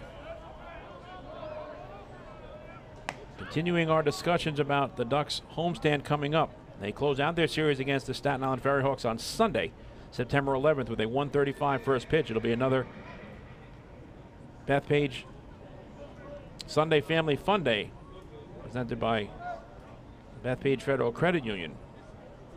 Prior to the game, fans can take part in a pregame catch on the field at Fairfield Properties Ballpark, and then at the conclusion of the game, weather permitting, fans of all ages can run the bases. Again, the runners go, and the payoff pitch is a swing and a miss for strike 3, and that retires the side. So Chamberlain goes down on the heater from Ventura as the right-hander strikes out 2 in the inning. But the damage has been done here in the top of the 4th as the Ducks send 8 batters to the plate and add to the lead. Long Island has picked up 2 more runs on no hits, and the bases were left loaded. We've reached the midway point of tonight's game number 2 after 3.5 innings of play. The score is now the Long Island Ducks 5 and the York Revolution 0. Hey fans, this is outfielder Alejandro Deyaza, and you are listening to Dog Baseball on the Long Island Dog Broadcast Network.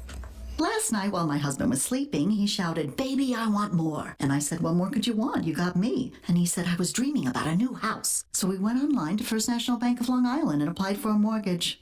Best night of my life. With competitive mortgage rates and flexible solutions, First National is the local bank that always puts you first. Let's connect at fnbli.com. First National. Go first. Go far. The First National Bank of Long Island. Member FDIC. Equal opportunity lender. Equal housing lender. Loan subject to credit approval. Hey kids, are you ready to be part of the coolest club in town? If so, sign up today for the Long Island Ducks Kids Club presented by Bethpage Federal Credit Union. Children 14 and under will receive exclusive perks that only come with being a member, including a free ticket to a Ducks game, a free commemorative yearbook, 10% off at the Waddle Inn Shop, and much more. They'll also receive priority access to skip the line during Kids Run the Bases at all Sunday home games. Sign up today by visiting liducks.com or by calling 631-940-3825, and we'll see you at the ballpark.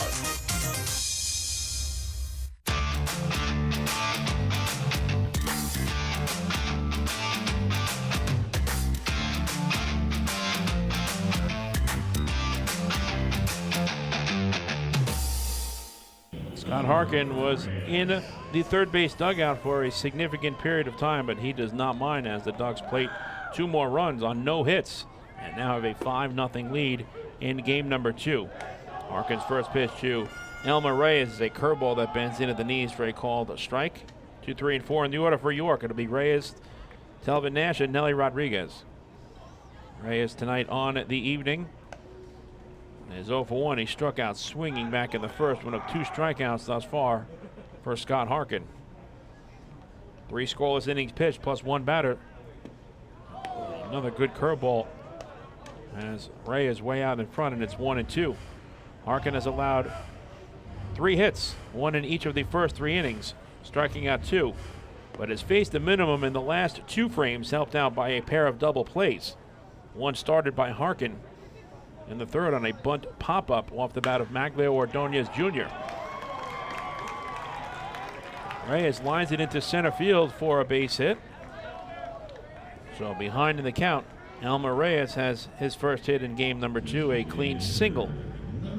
And for the 3rd consecutive inning, the Revs have a leadoff base runner against Scott Harkin on their 4th hit overall. And we'll bring up Telvin Nash, who singled his first time up back in inning number 1.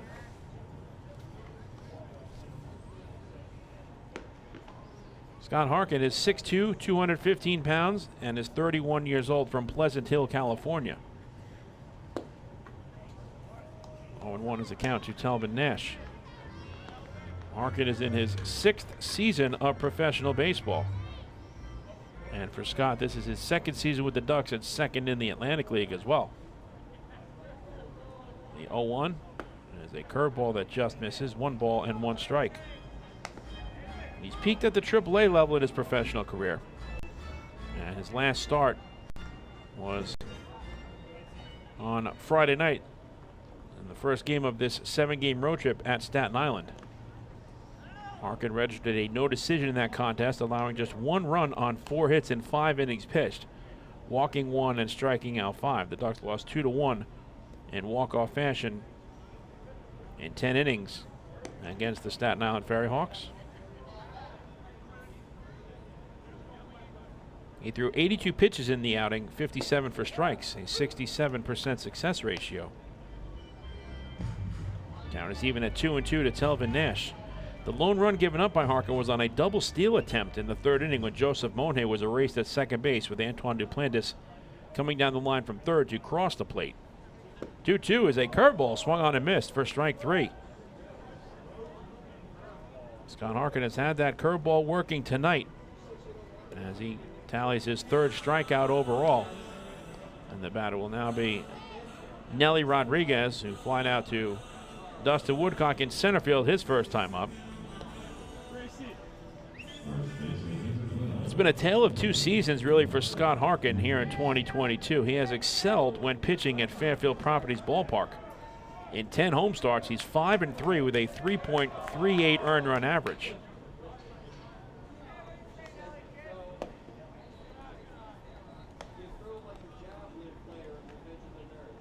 In Central Islip this year, Harkin has allowed 29 runs, 20 earned on 55 hits, over 53 1/3 innings overall. He's walked just 11, then struck out 46. Grounded over the third base bag. That's a fair ball, and will go all the way into the left field corner. It's scooped out by L.J. Mazzilli. He fires it back in to the cutoff man, Sue Lin, on one hop. Going first to third is Elmer Reyes, and sliding into second base with a one-out double is Nelly Rodriguez. So trailing 5-0. The Revs have something cooking against Scott Harkin here in the fourth. But 2 in scoring position and only 1 down for Melky Mesa. For Rodriguez, it is his third extra base hit in this doubleheader. He had a pair of home runs and 5 RBIs in the opening game.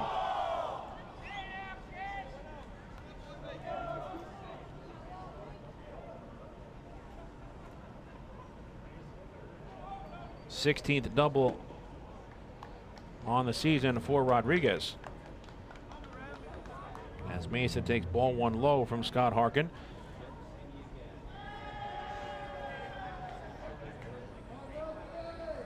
A 1-0 pitch is a curveball hit off the end of the bat, foul.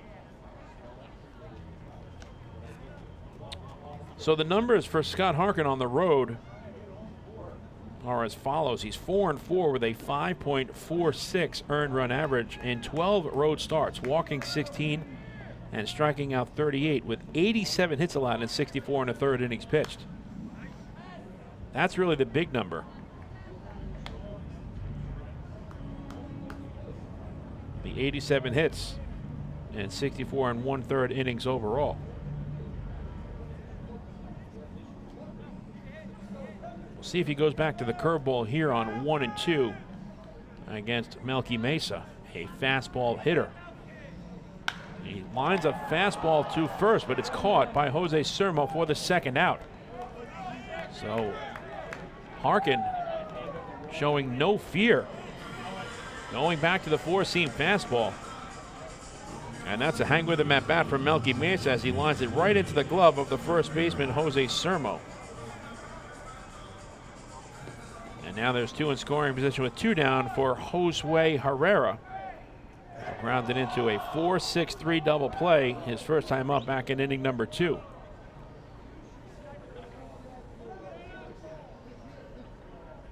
Harkin working from the first base side of the rubber.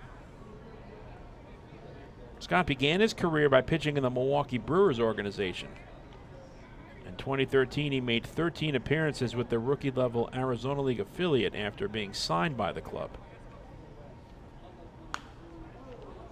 Pitch is fouled out of play.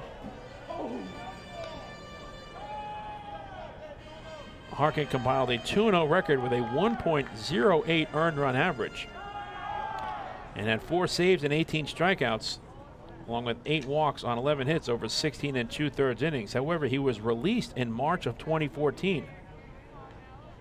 So he had a great 2013 campaign, but ended up being released the following season. 1-1 to Herrera. Scott was originally signed by the Milwaukee Brewers as an amateur free agent on June 20th of 2013. He graduated from Casa Grande High School in Petaluma, California, where he was a 3-year varsity letter winner. He batted .386 as a senior, while also posting a 0.68 earned run average as a pitcher that year. Fastball misses inside as Herrera turns out of the way, and it's 2-1. Harkin went on to play collegiate baseball at Loyola Marymount University in Los Angeles, and Sonoma State University in Rohnert Park, California.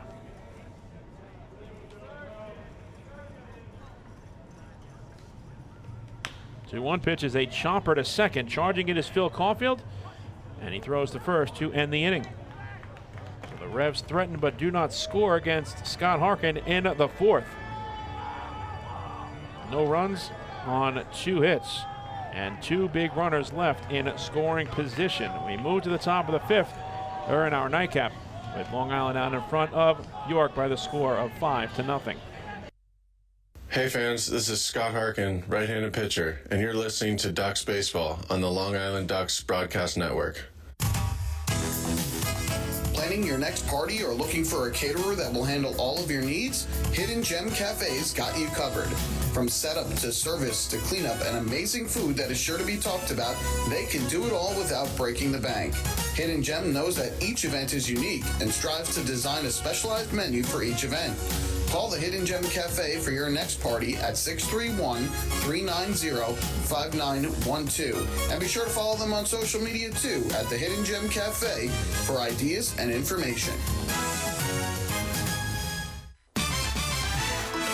Hey kids, are you looking for even more fun when you come out to a Long Island Ducks game? Then be sure to head on over to the Ducks Fun Zone. It's located on the main concourse down the right field line. There you'll find 3 fun-filled inflatables, including the Duck Tail Slide, the Bounce House, and an obstacle course. Enjoy unlimited access to all 3 inflatables for just $5 every game. That's the Long Island Ducks Fun Zone, open during all home games at Fairfield Properties Ballpark.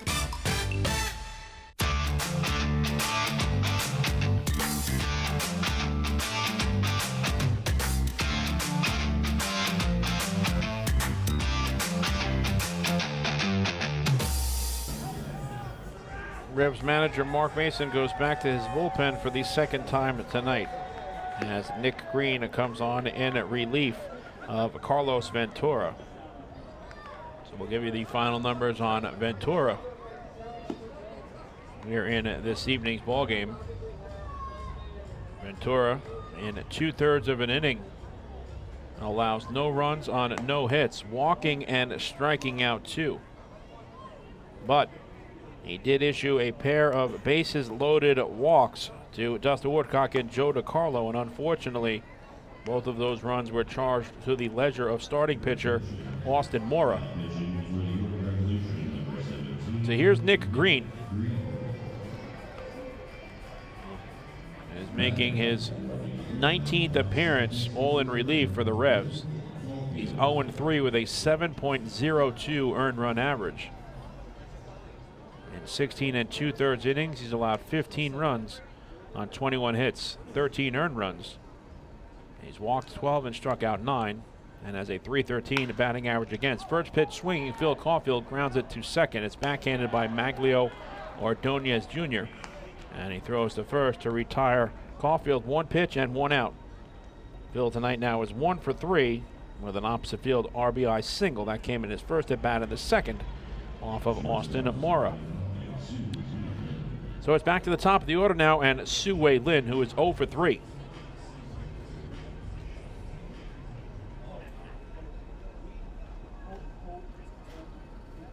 Lin is now 1 for 8 with a double and a run scored in this series. And he takes a fastball at the knees for a called strike. Nick Green is 6'1" and weighs 175 pounds. Green is 27 years old, from Fountain, Colorado. Last pitched in Mexico for Monclova and has peaked at the AAA level in his professional career.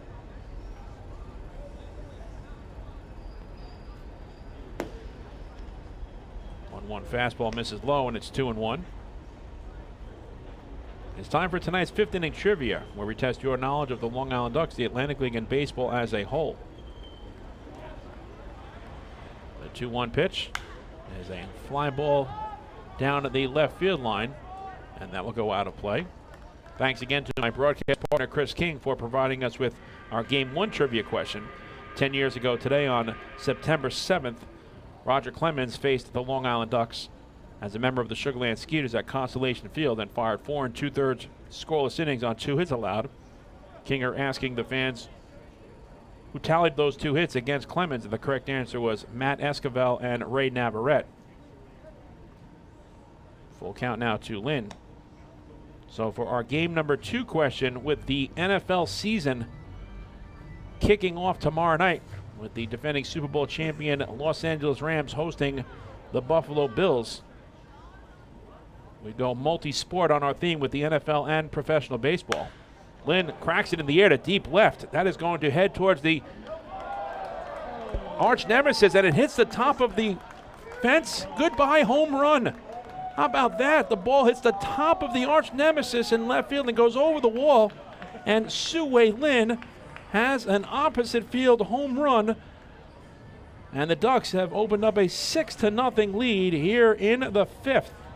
That ball hit the top of the arch nemesis in left and went over the wall for an opposite field solo home run produced by Sue Lin. And it's 6-0 Long Island. That is Lynn's first home run as a member of the Long Island Ducks. L.J. Mazzilli takes ball 1 from Nick Green. How about that? 2-0 to Mazzilli. Maz tonight is 0 for 2 with a walk, a stolen base, and a run scored. Mazzilli now with 18 stolen bases on the season. 2-0 pitch is a pop-up. Foul ground, third base side. And there's room for Herrera as he makes the catch for out number 2.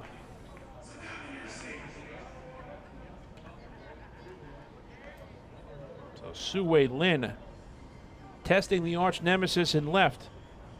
It hits the top of the yellow line and goes over the fence.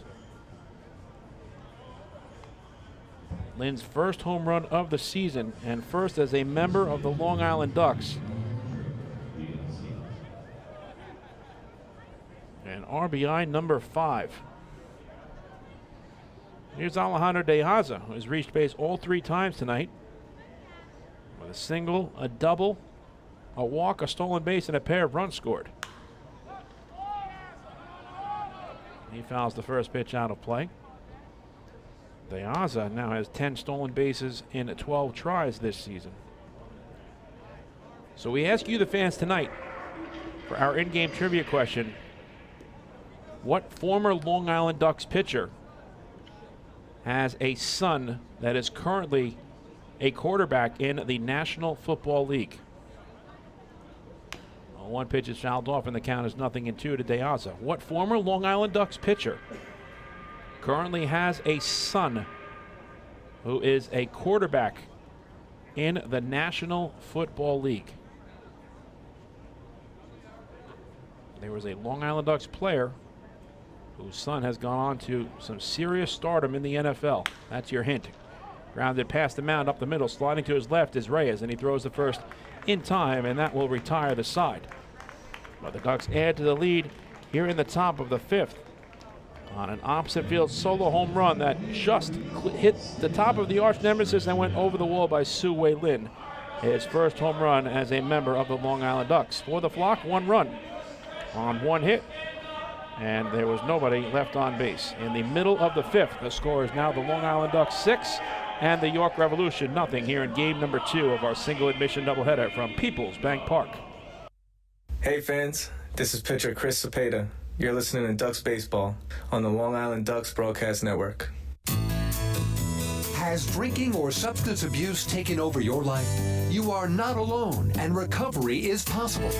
At FCA, our caring team members will work with you to identify a recovery plan that meets your needs. We have virtual and in-person services ranging from treatment to recovery, from prevention to crisis support. Go to our website, fcali.org or thriveli.org for more information and to start your recovery journey today. Millennium Container Service is fulfilling the needs of businesses and homes across Long Island. They provide waste and recycling services plus a variety of dumpster rental options for any project. Millennium Container Service offers convenient, on-time deliveries and pickups, as well as daily, weekly, and monthly commercial service. Need a quote? Call 516-826-5544 or visit millenniumcontainer.com. Millennium Container Service. Keep your home and business clean.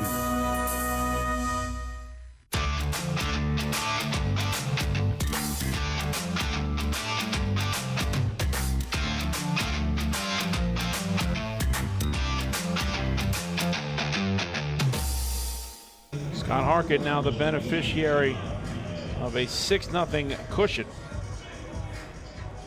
as the Revs come to bat here in the bottom of inning number 5.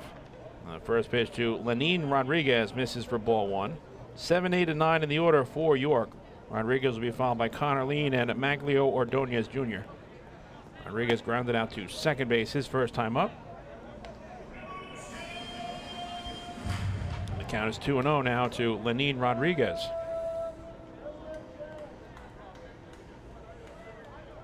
And the 2-0 fastball is taken bell tie for a called strike 1.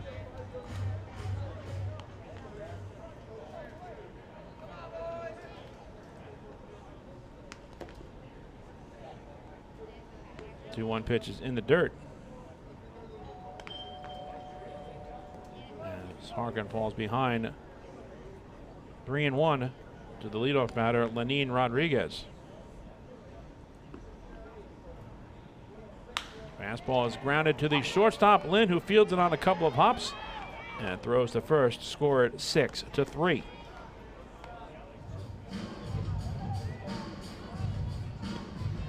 So Harkin, for the first time in 3 innings, erases the leadoff batter. And we'll bring up Connor Lean, who had a leadoff single back in the 3rd against Harkin, but then was erased on a bunt double play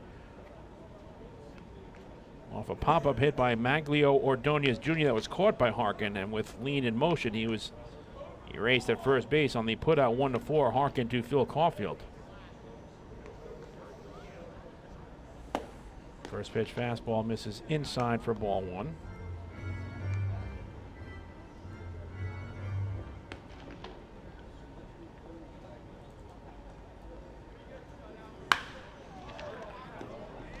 Grounded to third, knocked down on the backhand by Romero.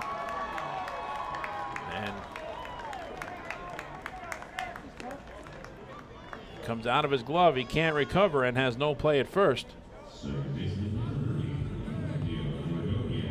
see how that one is going to be scored as the Revs have a 1-out base runner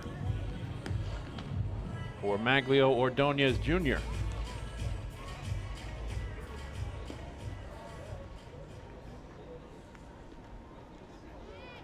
It was a hot smash to third that was originally fielded by Romero. And then he couldn't make the transfer as it came out of his glove. And he did not make the throw to first. Ordonez slaps it foul the other way off the top of the Revs dugout on the first base side. And that evens the count at a ball and a strike. They are going to give Connor Lean an infield single. So he is now 2 for 2 against Scott Harkin. The Revs have had at least one hit versus the right-hander in every inning so far tonight. Ordonez Jr. popped out into a bunt double play his first time up. The second of 2 twin killings turned thus far behind Scott Harkin tonight. Ducks now with an Atlantic League best 113 double plays overall. 2 pitch misses away, and it's 2-2.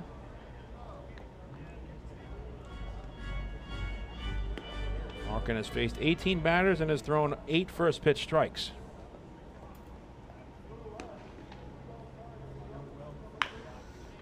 Chop down the third baseline foul. And the count holds at 2-2.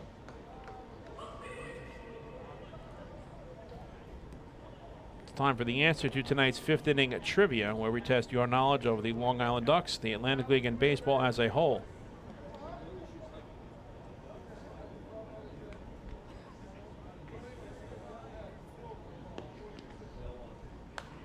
Pitch to Ordonez is fouled out of play, and we'll do it again at 2-2.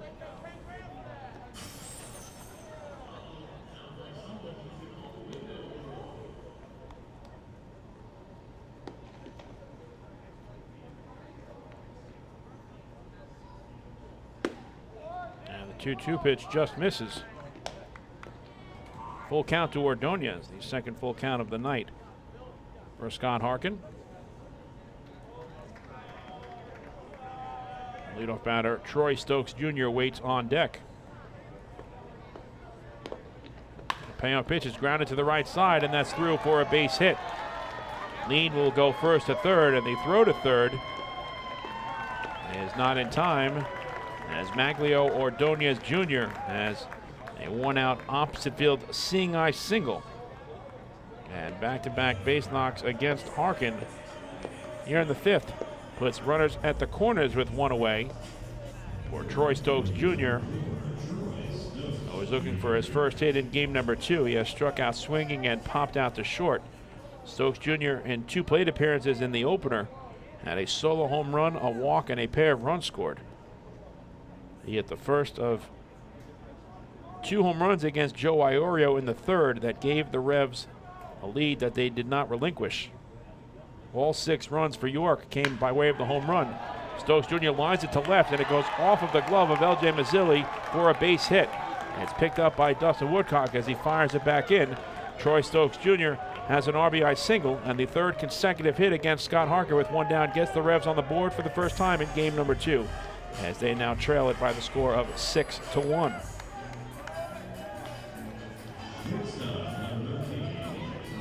Now Mark Wiedemeyer, the Ducks pitching coach, will go out and have a word with Scott Harkin. So for Troy Stokes Jr., that is RBI number 54 on the season. Now the Revs try to claw their way back into this game, and while we have a moment, we'll answer tonight's Game 2 trivia question. We asked you, the fans of the Long Island Ducks, one former Long Island Ducks pitcher has a son who is currently a quarterback in the National Football League, and boy, is he a very good quarterback. The correct answer is Pat Mahomes. Pat Mahomes, a former New York Mets player who participated in the Old Timers festivities a couple of weeks ago at Citi Field, pitched for the Long Island Ducks in 2006. And everyone knows Pat Mahomes' son, Patrick Mahomes, who is a superstar quarterback for the Kansas City Chiefs. So a pretty good bloodline there in the Mahomes family. Pat Mahomes, a former big leaguer, and Patrick Mahomes, a stud quarterback in the NFL for the Kansas City Chiefs. First pitch curveball to Elmer Reyes, bends in for a called strike. It is 0-1. Reyes has struck out swinging and singled, 1 for 2 tonight. The 0-1 pitch misses away, 1 ball and 1 strike. High Point Rockers have walked off on the Lancaster Barnstormers. 5-1 was the final from Truist Point. 1-1 is lined down the right field line, and that's going to get down for a base hit. Chamberlain cuts it off. Scoring from third, I should say, is Ordonez Jr. Going first to third is Troy Stokes Jr. Elmer Reyes has an opposite field RBI single, and that is 4 consecutive one-out hits against Scott Harkin. And the lead is now 6-2 in favor of the Flock.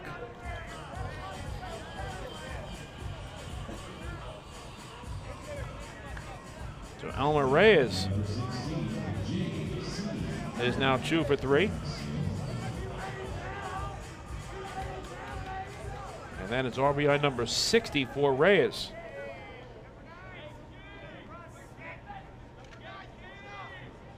And again, there's runners at the corners for Telvin Nash, who has singled and struck out swinging. 4 straight one-out singles. And it's 6-2 Long Island. First pitch curveball to Nash, misses a little high for ball 1.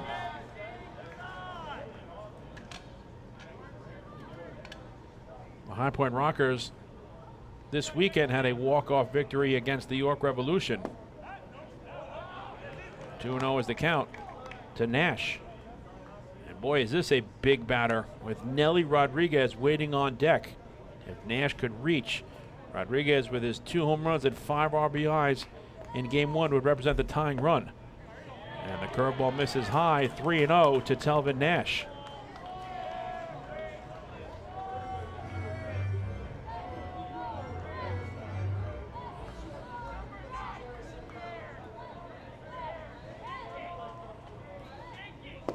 Pitch is a fastball at the knees for a called strike. Nash was heading to first, but strike 1 says home plate umpire Scott Hart, and it's 3-1 to Telvin Nash. Michael Martinez hit a walk-off grand slam home run in that game for the High Point Rockers. Nash fouls the pitch to the screen, and after falling behind 3-0, Scott Harkin has come back to work the count full at 3-2. So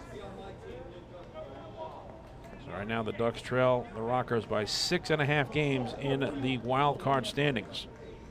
3-2 pitch is lined to left, but it's going to stay up for Mazzilli as he makes the catch. Stokes Jr. will tag from third. The throw to the plate gets by the catcher DeCarlo and Harkin, and that will allow Reyes to advance to second base. It's a sacrifice fly for Telvin Nash. And the Revs have put up a crooked number against Scott Harkin here in the 5th, cutting the 6-run deficit in half. It is now 6-3 in favor of the Ducks. So for Telvin Nash, that is RBI number 25 on the season. And because the throw went through and got past Joe DeCarlo and Scott Harkin, it allowed Elmer Reyes to advance into scoring position at second base. So here is Nelly Rodriguez, who is 1 for 2 tonight with a double. First pitch curveball misses outside for ball 1. Kentucky Wild Health Genomes at Wild Health Field earlier today lost to the Gastonia Honey Hunters 6-3. Norton the win improved to 1-1. Weinberger the loss fell to 2-5. Belgauer his 25th save. 2-0 to Rodriguez. Castro his 11th home run in that game for the Honey Hunters. And Roman hit his 15th. Moises Sierra hit number 7 for the Genomes in the losing effort. 2-0 fastball misses outside, and it's 3-0 to Nelly Rodriguez. This has been a theme that I have discussed throughout the course of this game number 2, but I would definitely turn Rodriguez loose here on this 3-0 pitch from Harkin. And the 3-0 pitch misses down low, ball 4. So a 4-pitch walk to Nelly Rodriguez, the first of the night issued by Scott Harkin, will get the tying run to the plate in the person of Melky Mesa. Harkin trying to get through this bottom half of the 5th inning in order to be eligible for the victory in this 7-inning contest. Mesa tonight has singled and lined out to third. Lined out to first, I should say, 1 for 2.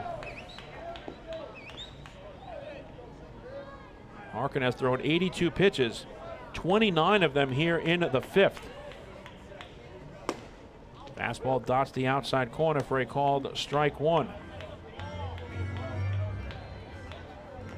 Staten Island defeated Southern Maryland 1-0 in Game 1 of their doubleheader in 7 innings from Community Park. Rodriguez the win, improves to 5-8. Herrera the loss, drops to 1-3. Good curveball by Harkin, and it's 0-2 to Melky Mesa. No home runs in that game. The Blue Crabs take the nightcap in 7 innings, shutting out the Ferry Hawks 2-0. Fastball is upstairs, and it's 1-2. Merrithew the win, improves to 7-3. Carrillo the loss, drops to 1-6. Matt Latos his 25th save.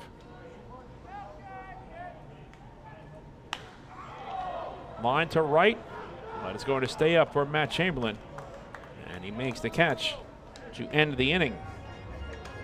But the Revs inch closer to the Ducks as they send 8 batters to the plate here at the bottom of the 5th and pick up 3 runs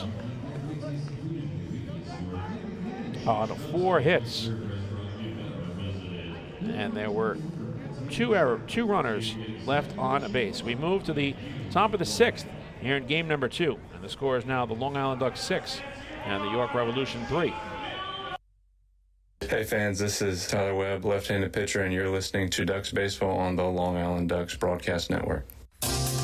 Hey, Ducks fans, the official hotel of the Long Island Ducks is the Radisson Hotel, Hauppauge, Long Island.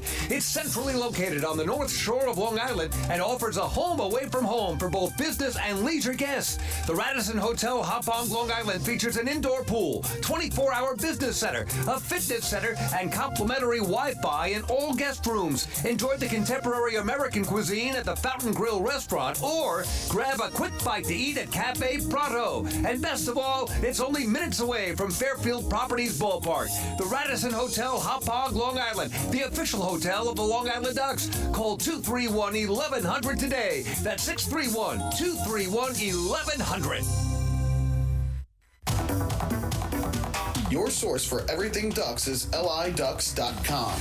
The official website of the Long Island Ducks is the best place to stay up to date with Long Island's hometown team. Purchase tickets to the game, see the full promotional schedule, visit the online store, read the latest news stories, and watch every game live right on the homepage. The site offers an optimal browsing experience on either your computer or mobile device. liducks.com, the official website of the Long Island Ducks, your one-stop shop for all things Ducks baseball.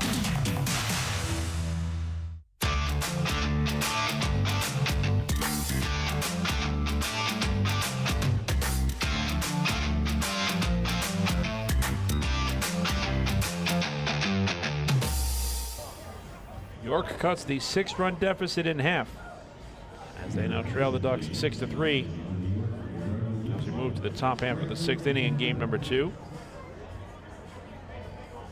Mark Mason goes back to his bullpen for the 3rd time tonight as Franklin Van Gerb comes on in relief of Nick Green. He'll face Davidson Romero, Jose Sermo, and Dustin Woodcock, 4, 5, and 6 in the order. Fans, don't forget to stop by the Waddle Lynch Shop on your next visit to the Duck Pond.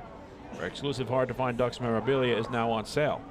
Proceeds benefit the Quackerjack Foundation, the charitable arm of the Long Island Ducks. 0-1 is the count to Davidson Romero. It was 1 for 2 tonight with a walk.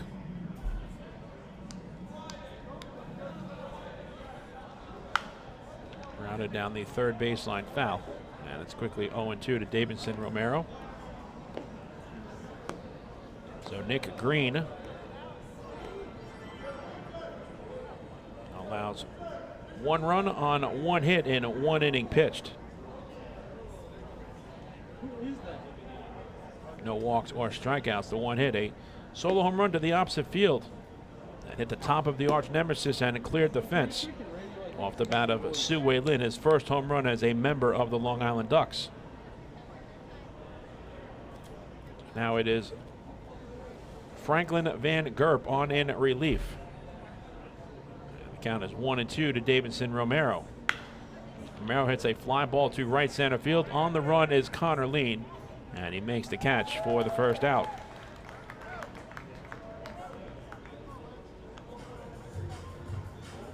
In steps Jose Sermo, who is 0 for 2 tonight, and has also been hit by a pitch.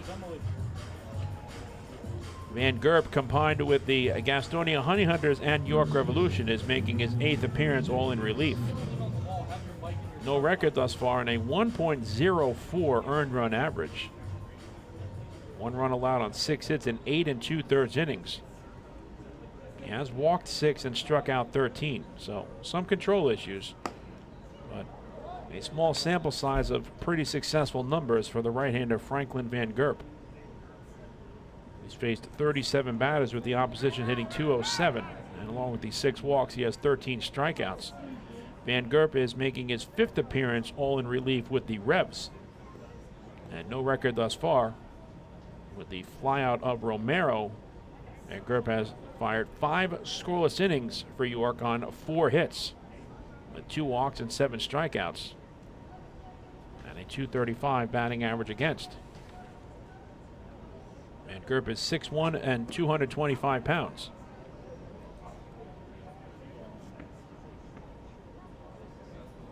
He's 26 years old, originally from Phillipsburg, St. Martin, and has peaked at the AA level in his professional career. 2-0 to Sermo is downstairs, 3-0.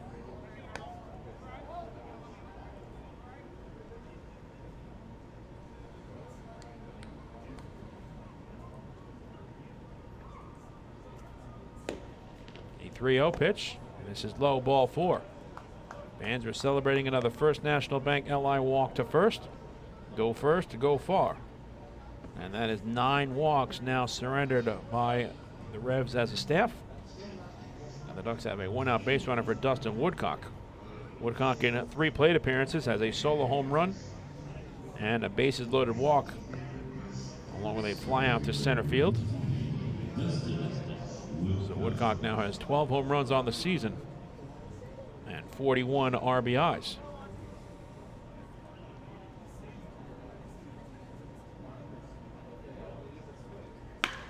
Woodcock grounds it to the right side, and that's through for a base hit. Advancing to second is Jose Sermo, and Dustin Woodcock has a multi-hit game. He has reached base 3 times in 4 plate appearances. The Ducks have 2 on with 1 out for Joe DiCarlo. That's 7 hits overall for the flock tonight. And for Dustin Woodcock, it's another multi-hit game. His 18th overall.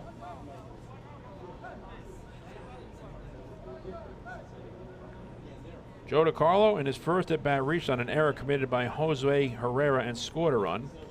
And in his last 2 plate appearances has drawn a pair of walks, the latter with the bases loaded. He takes the first pitch fastball on the inside corner for a called strike 1.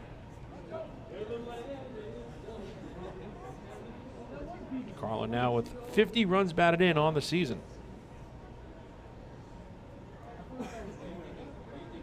Looking for more here against Van Gerp. The 0-1. Just misses away, 1 ball and 1 strike.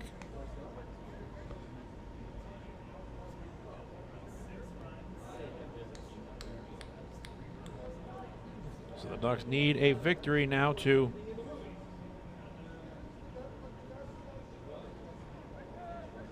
stay within 6 games of High Point for the first wild card.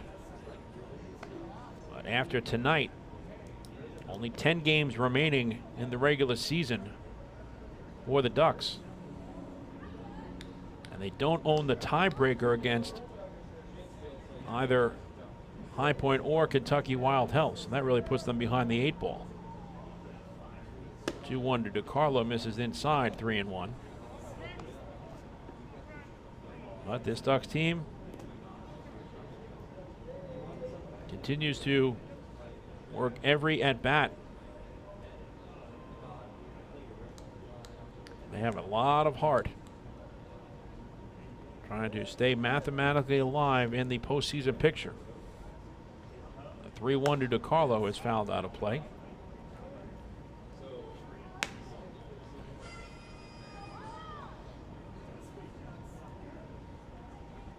night, the final game of this 4-game series, and also the finale of a 7-game 2-state road trip.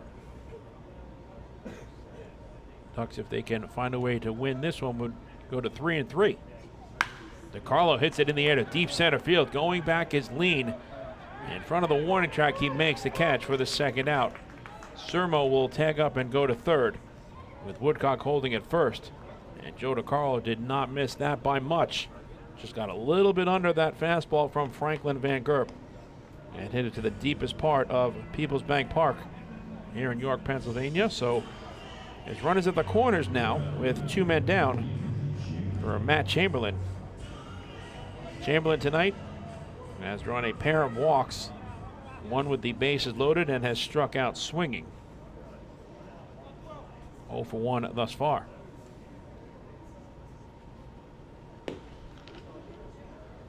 First pitch to Matt is waved at and missed.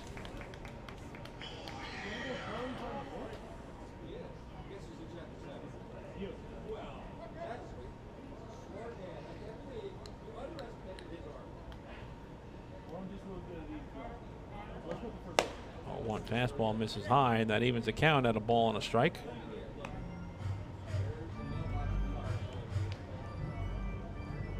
Van Gerp is making his first appearance against the Long Island Ducks this season in relief.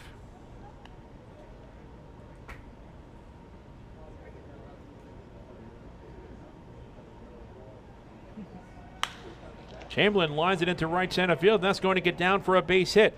Sermo comes in to score. Going first to third is Woodcock. On at first with a single and a run batted in is Matt Chamberlain. And the Ducks have regained a 4-run advantage. It is now 7-3 in favor of Long Island.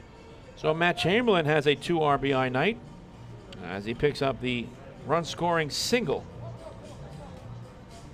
And for Matt Chamberlain, that is now a total of 9 runs batted in on the season.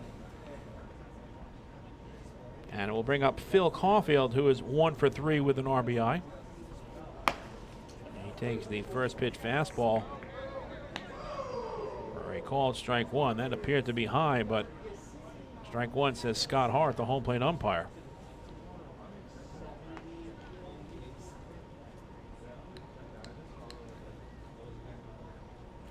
Van Gerp's 0-1 to Caulfield.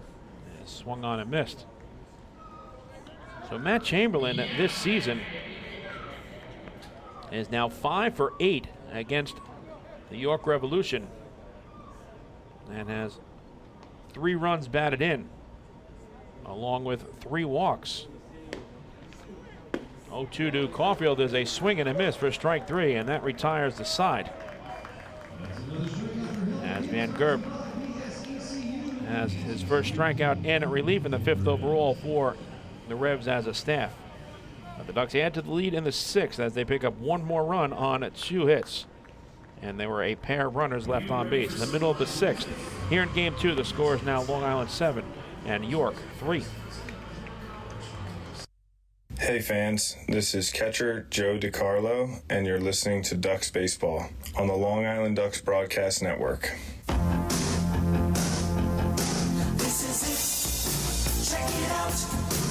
See what everyone's talking about. Let Nicolak pave your way. Bring your outdoor living dreams to life. Visit Nicolak's Outdoor Design Center at 200 Henry Street in Lindenhurst and see thousands of square feet of pavers, retaining walls, fire pits, and outdoor living accents on display. Only Nicolak paving stones are made with Paver Shield technology for more vibrant color options than anyone else.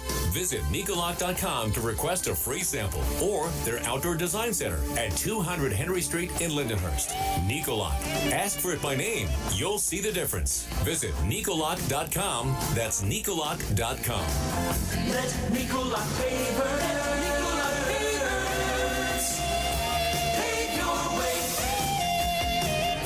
Pave your way.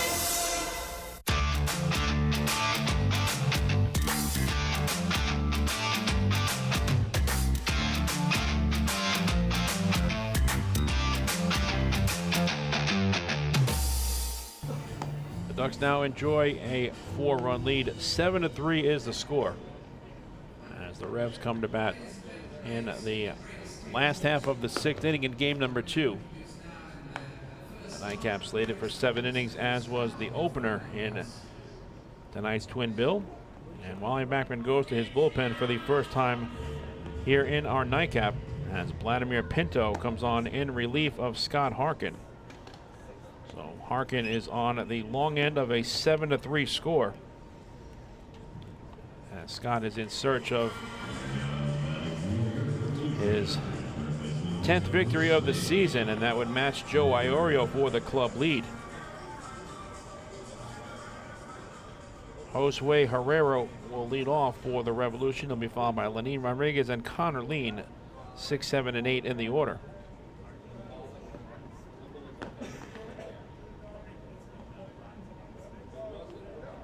So we'll give you the numbers on Harkin as this 6th frame up moves along. Pinto's first pitch is in at the knees for a called strike. Herrera tonight has grounded out twice, once into a double play.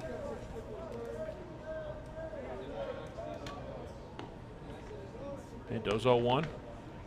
And it is a rising fastball swung on and missed. Scott Harkin, in 5 innings, allows 3 runs on 9 hits, walking 1 and striking out 3, and also had 2 double plays turned behind him. Along with his 3 strikeouts, Harkin tallied 4 groundouts and 1 flyout. Pinto's 0-2 is fouled off. Scott Harkin faced a total of 23 batters and threw 11 first pitch strikes. He fired 86 pitches overall, and 52 of them were for strikes. Now the bullpen needs 6 outs to give the Ducks a split of this twin bill. Again, the 0-2, and it's a fastball low, 1 ball and 2 strikes.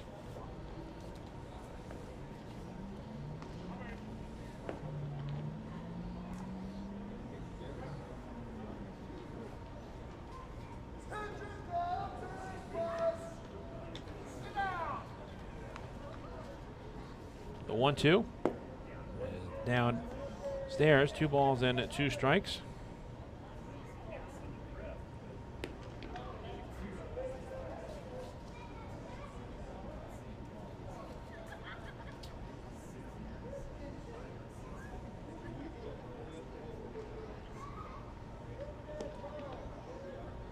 The 2-2 is a high fly ball into right field. In comes Matt Chamberlain, and he makes the 2-handed catch to retire Herrera. So 1 out and nobody on for Lenin Rodriguez, who was grounded out twice.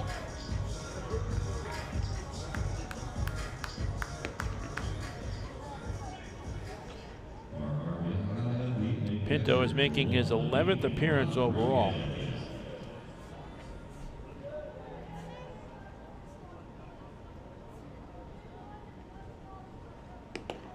First pitch fastball is low and outside for ball 1.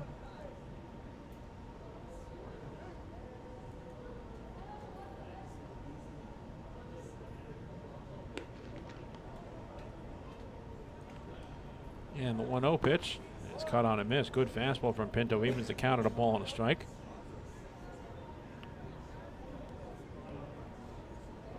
Pinto in his prior 10 relief appearances with the Ducks is 1-0. And it's allowed just 1 unearned run on 8 hits in 12 1/3 innings, walking 7 and striking out 11. With the opposition hitting $190 against him. Fastball is just low, and it's 2-1.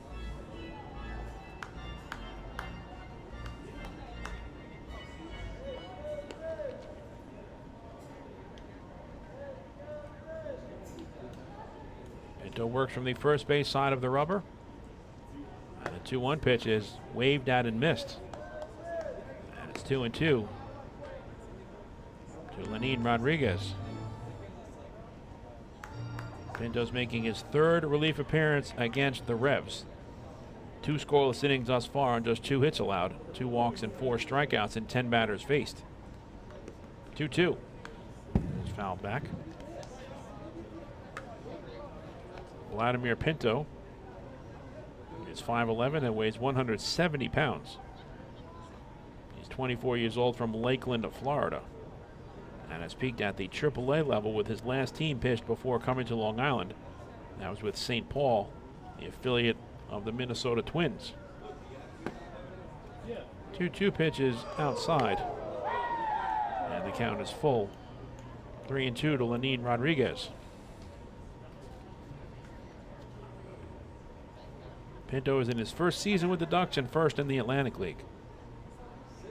The payoff pitch is fouled out of play, and we'll do it again at 3-2. Pinto last appeared on Friday night against the Staten Island Ferryhawks at Community Park and fired 2 scoreless innings on 1 hit allowed and 1 walk in 27 pitches thrown. Again, the 3-2. And it's fouled away. Pinto, as I mentioned, with the St. Paul Saints earlier this season, the AAA affiliate of the Minnesota Twins, went 3-4 with a 2.08 earned run average and 1 save, along with 43 strikeouts over 25 appearances. This will be the 9th pitch of the at-bat from Pinto to Rodriguez. And the 3-2 is a towering pop-up to the right side of the infield. Phil Caulfield moves under it and makes the catch, 2 men away. So Pinto wins that battle on pitch number 9 against Rodriguez. And the bases are empty for Connor Lean. Lean has a pair of singles, one of the infield variety, and he's also scored a run tonight. Pinto pitched the first 6 seasons of his career in the Detroit Tigers organization, reaching as high as AAA Toledo back in 2021. Fastball misses high from ball 1. Pinto is really bringing it. That last pitch, a 4-seam fastball, and you can hear the pop in the glove of his battery mate Joe DiCarlo. And pitch number 8, thrown to Lenin Rodriguez. He hit 93.6 miles per hour on the radar gun, and pitch number 7, right before that, was 94.3, matching the highest number in terms of his velocity tonight. 1-1 pitch goes to the backstop, and it's 2-1.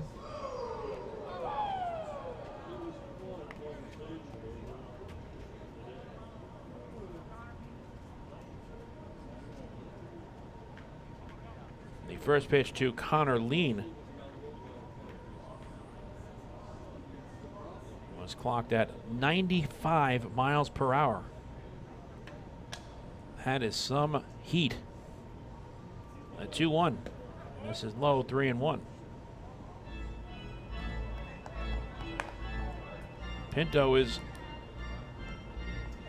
trying to show Wally Backman and Mark Wiedemeyer that if he is auditioning for a potential spot on next year's roster as a possible setup man or closer, that he can have some giddy up on those pitches thrown. 3-2 now to Connor Lean.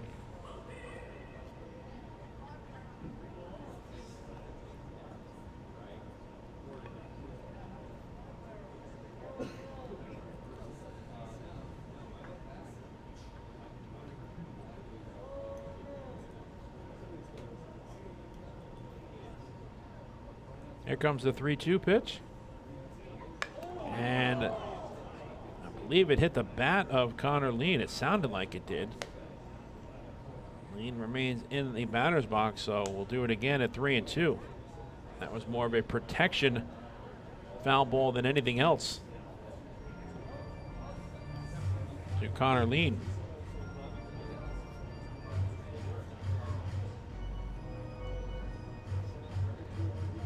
Get you the velocity on that fastball thrown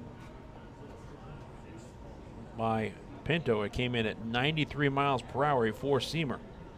Again, the 3-2 is a fastball swung on and missed for strike 3, and that retires the side. Heat, and more heat from Vladimir Pinto in the 6th as he retires the Revs in order.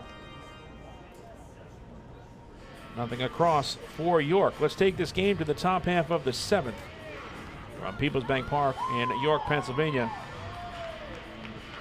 As we move to the 7th inning here in game number 2 of our doubleheader, the Ducks are out in front of the Revs by the score of 7-3.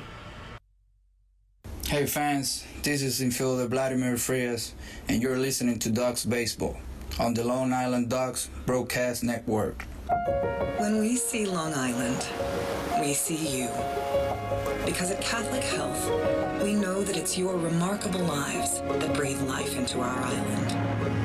So at every Catholic Health hospital, practice, and care facility, we're able to provide the highest quality, most innovative care for your body, because our culture cherishes your humanity. Long live Long Island. Take your group out to the game this season and enjoy all the fun of Ducks baseball at discounted prices with the picnic area, luxury suites, party deck, and so much more. Bringing your group to the game will be an unforgettable experience. The Ducks even offer opportunities to sing the national anthem, serve as the Ridgewood Savings Bank color guard, be the Nicolak Dream Team, or put on a pregame performance. To book your outing today, call 631-940-3825 and ask for the group sales department. Long Island Ducks baseball. Good times every time.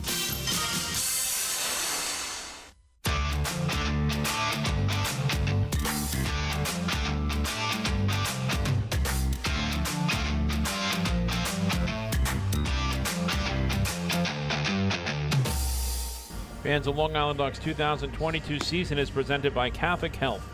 With a talented and experienced roster plus exciting promotions every game, a day at the ballpark is truly a good time every time.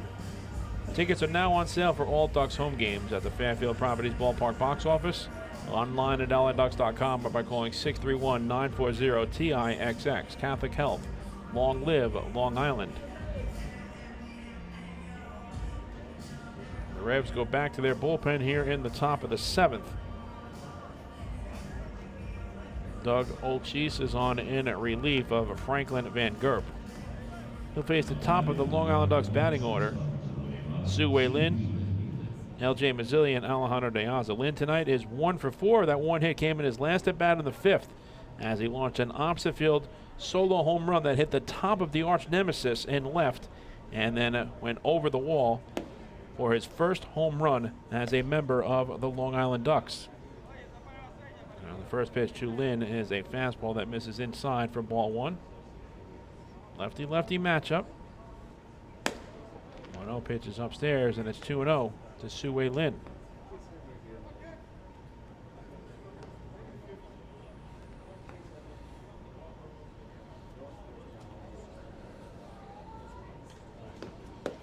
Two-0 pitch is taken at the knees for a called strike.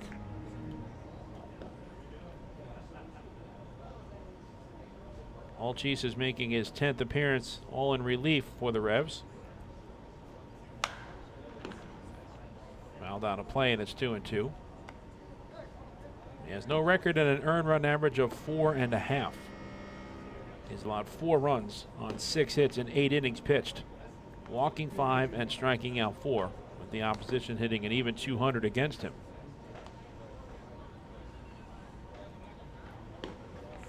Olchese is making his 4th appearance in relief against Long Island. No record thus far and an earned run average of an even 3. 2-2 is lined into right field for a base hit. So after starting his night 0 for 3, Su-Wei Lin has had a pair of hits in his last 2 plate appearances. And he's on board with a leadoff single to start the 7th. And that's 9 hits overall for the Ducks in tonight's game number 2. So in steps L.J. Mazzilli, who was 0 for 3 with a walk, a stolen base, and a run scored.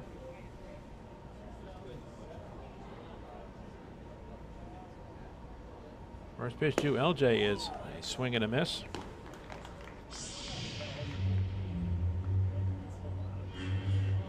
Cease. In 3 innings has allowed 1 run on 3 hits prior to tonight's outing against Long Island with a walk and a strikeout. And a .250 batting average against. He is an even 6 feet tall and weighs 185 pounds. He's 25 years old from Long Valley, New Jersey. Pitch to Mazzilli is inside, and it's 2-1.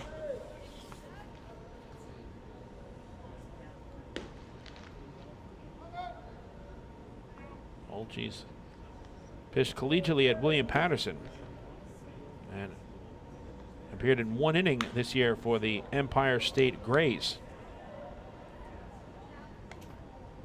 In 2019 at William Patterson, he was 1-1 with an 8.37 earned run average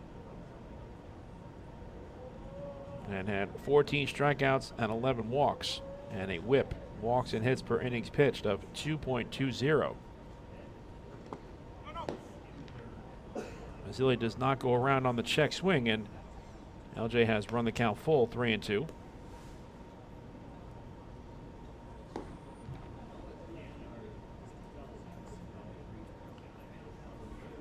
See if Wallen Backman puts Lynn in motion at first base on 3-2 with nobody out. Olgees thinks so as he throws over to first base.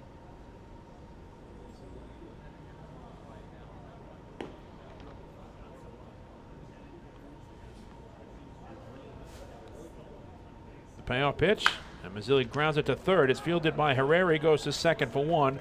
Ordonez Jr. on to first, not in time. As Mazzilli is able to beat the return throw from Maglio Ordonez Jr. The lead runner in Sue Lin is erased on the fielder's choice, which goes 5-4. And that's the first out here in the 7th. With Alejandro Deyaza stepping in. Deyaza tonight is 2 for 3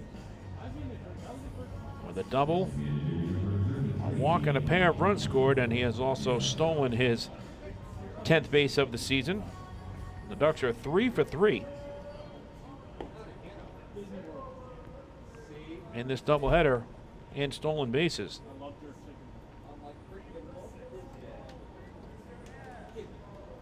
And now have 106 stolen bases on the season. They're 7th in the Atlantic League in that category as Deyaza takes strike 1 on the inside corner. In the last of the 7th, the Revolution are scheduled to send up Maglio Ordonez Jr., Troy Stokes Jr., and Elmer Reyes, 9, 1, and 2 in the batting order. 0-1 is in tight as Deyaza goes down on the chin music, and that levels the count at a ball and a strike to Alejandro Deyaza. Deyaza came into tonight's game leading the Atlantic League in batting, came into the doubleheader actually at .338. And has 3 hits tonight, upping that batting average to .341. And he has a .964 OPS. He lines it to right. On the run is Troy Stokes Jr., but it drops in front of him for a base hit. And it's a 3-hit game number 2 for Alejandro Deyaza. The league's leading hitter has 4 hits now in this doubleheader. And he has reached base 4 times in 5 plate appearances in our nightcap. And the Ducks have 2 on with 1 man down for Davidson Romero. It's another 3-hit performance for Alejandro Deyaza. His 11th 3-hit game this season. And with that single, his batting average increases to .343. Davidson and Romero steps in, and he lines the first pitch down the left field line foul. Romero tonight is 1 for 3 with a single and a walk. And Davidson has now reached base safely in a team-high 28 consecutive games overall. Let's take a peek at the box score and see what Andretti Cordero did tonight in the losing effort for Lancaster. He went 0 for 4, so he's down to a .335 batting average. So this productive doubleheader for Deyaza extends his lead in the race for the batting title to 8 points. Cordero goes hitless. And now is hitting .335. Deyaza at .343.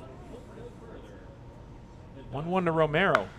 It's a towering pop-up towards the middle of the diamond. The infield fly rule is called. Romero is out. And Alfredo Reyes, the shortstop, makes the catch for the second out of the inning.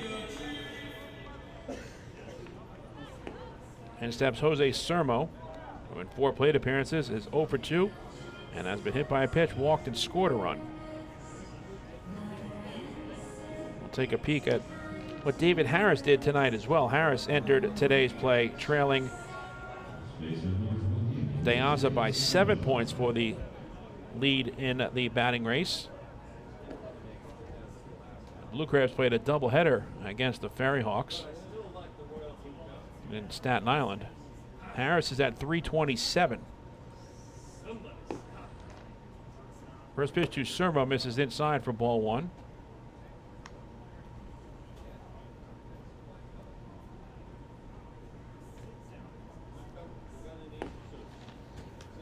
The Ducks have action in their bullpen as Jose is warming up down the left field line. 1-0 to Sermo is inside, 2 balls and no strikes. So this has been a very productive doubleheader for Alejandro Deyaza, extending his lead in the batting race. He came in just 1 point ahead of Andretti Cordero, but now has a pretty comfortable edge moving forward with 10 games to go in the regular season. 3-0 to Sermo.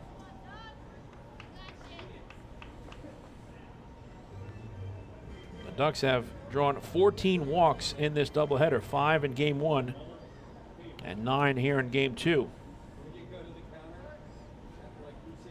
18 free passes so far in the series. 3-0 pitch is right down the middle for a called strike. The Mets have swept their doubleheader, winning the nightcap 10-0 over the Pittsburgh Pirates. That's a Jacob deGrom victory. 7 scoreless innings on 3 hits and 8 strikeouts. Pitch to Sermo misses inside, ball 4. Fans are celebrating another First National Bank LI walk to first. Go first, go far. And that is 10 walks here in game number 2, issued by the York Revolution staff. And the 3rd consecutive plate appearance in which Sermo has reached base. So the batter will now be Dustin Woodcock. Woodcock is 2 for 3 tonight with a solo home run. He's also drawn a bases-loaded free pass, giving him 2 RBIs on the evening. Looking for more here in this lefty-lefty matchup. First pitch is low and outside for ball 1.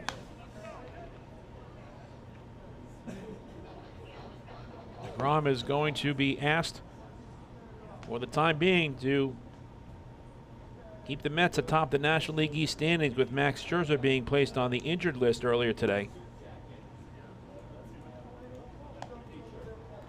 But DeGrom continues to shine.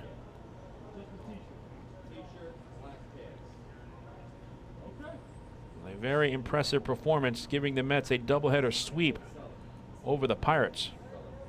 His ERA is down to 1.66. 2-0 to Woodcock, misses low, 3-0. The losing pitcher in the nightcap was Oviedo. He drops to 2-2. DeGrom, as I mentioned, is 5-1. No home runs in game 2. The Mets improved to 87-51.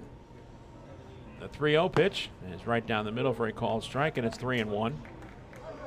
The Yankees walked off on the Twins in game 1 of their doubleheader. 5-4 was the final. In 12 innings, they were down 4-3 in the bottom of the 12th and scored 2 runs for the 5-4 walk-off triumph. 3-1 pitch misses inside, ball 4, and that will bring in another run. Mazzilli comes in to score. Fans are celebrating another First National Bank LI walk to first.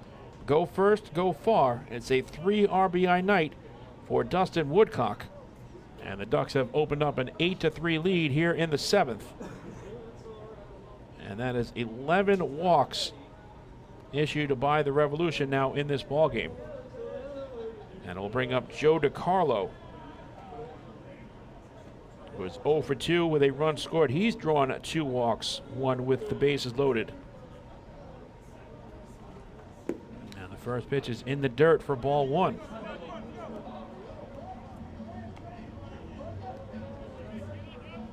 The Ducks in this game number 2 now have 4 bases loaded walks issued to them. 1-0 to DiCarlo is fouled back.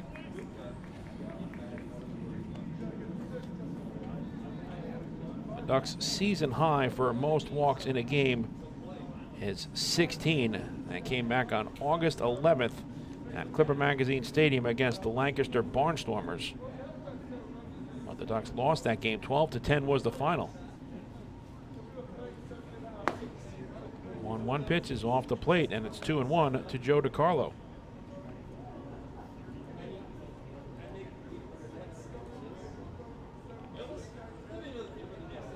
The Revolution came into tonight's doubleheader having issued the 4th most walks in the Atlantic League.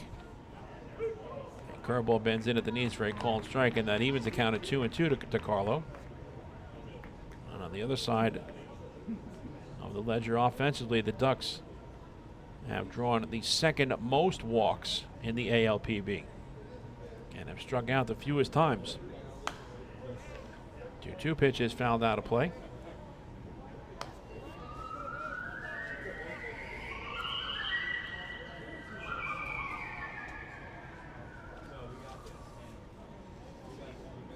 Joe DiCarlo played the first 8 seasons of his career in the Seattle Mariners organization from 2012 to 2019, reaching as high as AA Arkansas. Again, the 2-2, and DiCarlo pops it up into foul ground first base side. Rodriguez has room in front of the Revolution dugout. He makes the catch, and the side is retired. But the Ducks add to the lead here in the top half of the 7th as Long Island picks up 1 run on 2 hits. And the bases were left loaded. Last chance for the Revolution. We move to the bottom of the 7th in game number 2, with Long Island out in front by the score of 8-3. Hey fans, this is pitcher Gene Varela, and you're listening to Ducks Baseball on the Long Island Ducks Broadcast Network. Sayville Ford, the no-fees dealer, has been family-owned and operated for 65 years. Visit their spacious showroom to choose from a giant inventory of new, pre-owned, and commercial vehicles with a free 10-year, 100,000-mile powertrain limited warranty included. Some exclusions apply. Plus, they offer top dollar for trays, and their service department is open until 1 a.m. on weekdays. Sayville Ford, Long Island's Ford giant, is conveniently located off exit 50 on Sunrise Highway, or visit SayvilleFord.com for more information. Morning, Dan. How was your weekend? Oh, it was awesome. I took my family to a Ducks game and had a blast. The seats were great. We ate a ton of food, and the Ducks won. They even had amazing fireworks. Oh, yeah. They got a good thing going on there. I took friends to Thirsty Thursday a couple weeks ago and had too much fun. They should totally use us in one of their radio spots. You mean like the one we're doing right now? Sure, that works. Ducks Baseball. Good times every time. Get tickets at liducks.com.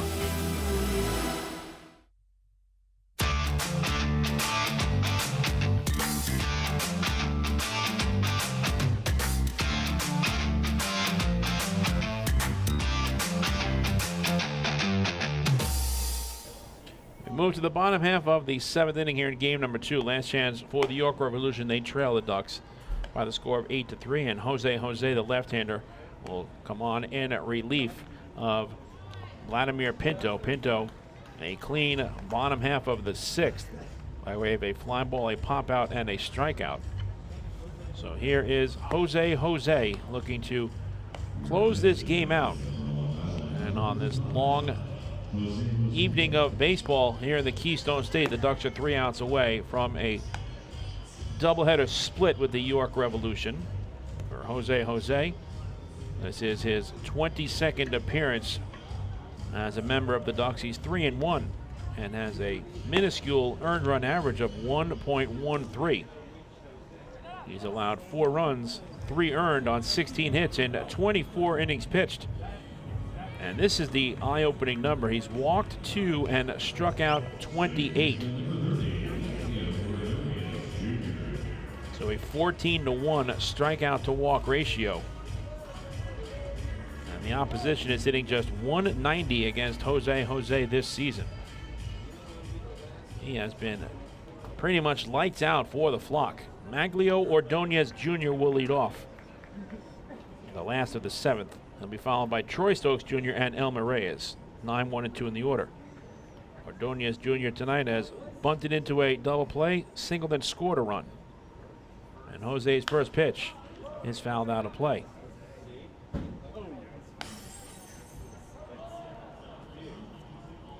Jose is making his 2nd appearance in relief against the Revs. And has allowed 1 run on 2 hits in 1 inning. That's in 4 batters faced. Well, 1 pitch is fouled away, and it's 0-2 to Maglio Ordonez Jr.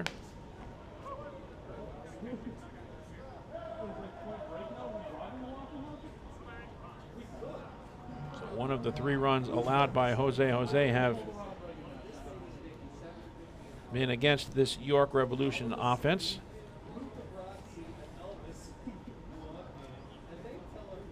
The 0-2. Swing and a miss for strike 3. As Ordonez Jr. is erased on 3 pitches for the first out here in the 7th. And it's back to the top of the order, and Troy Stokes Jr., who is 1 for 3 with a run scored and an RBI. Jose picked up the save on Saturday night against the Staten Island Ferry Hawks at Community Park, retiring all 3 batters he faced, striking out 2 on just 10 pitches thrown. This is his 1st season with the Ducks and 3rd season in the Atlantic League.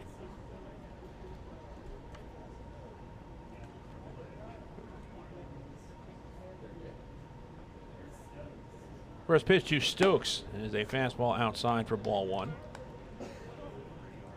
So again, the Yankees win 2-1 in 12 innings in walk-off fashion in Game 1 of their doubleheader against the Twins in the Bronx.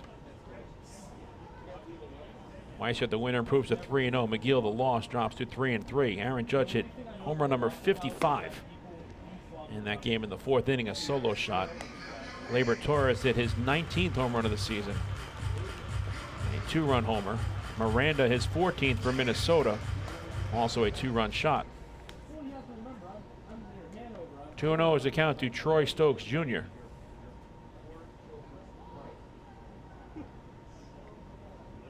And the fastball is swung on and missed.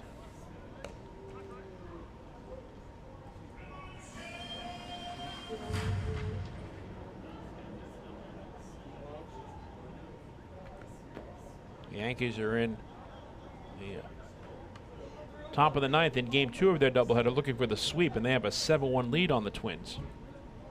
So the Yankees and Mets are both looking to sweep twin bills from the Pirates and Twins, respectively. Kiner Falefa, his 3rd home run for the Pinstripes. Correa, his 17th for Minnesota.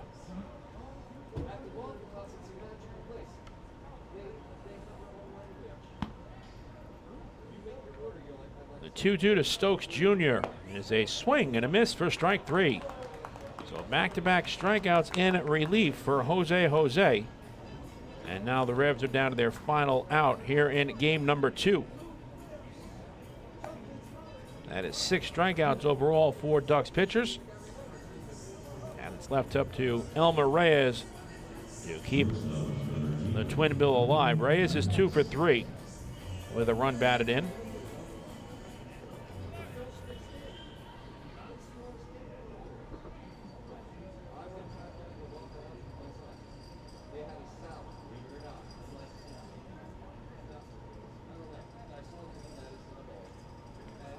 First pitch to Reyes is a curveball that bends into the knees for a called strike one.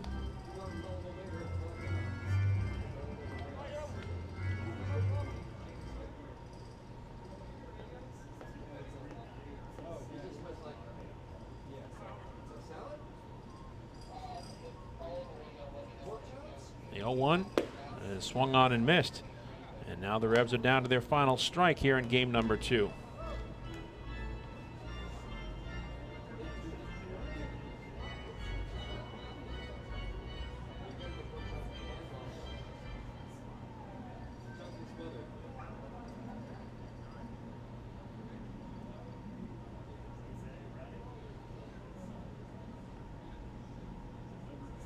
Oh, 2 pitches taken on the inside corner for a called strike 3, and the ball game is over. Jose strikes out the side in the bottom of the 7th, and the Ducks gain a split of this single admission doubleheader, winning the nightcap by the final score of 8-3. Nothing across for the Revs. The final score tonight in game number 2. From PeoplesBank Park in York, Pennsylvania, in 7 innings of play, it was the Long Island Ducks 8 and the York Revolution 3. Don't go anywhere. The post-game show is next. We will recap this one and hand out our player of the game honors. Hey fans, this is outfielder Alejandro Deyaza, and you are listening to Dog Baseball on the Long Island Dog Broadcast Network. Planning your next party or looking for a caterer that will handle all of your needs? Hidden Gem Cafe's got you covered.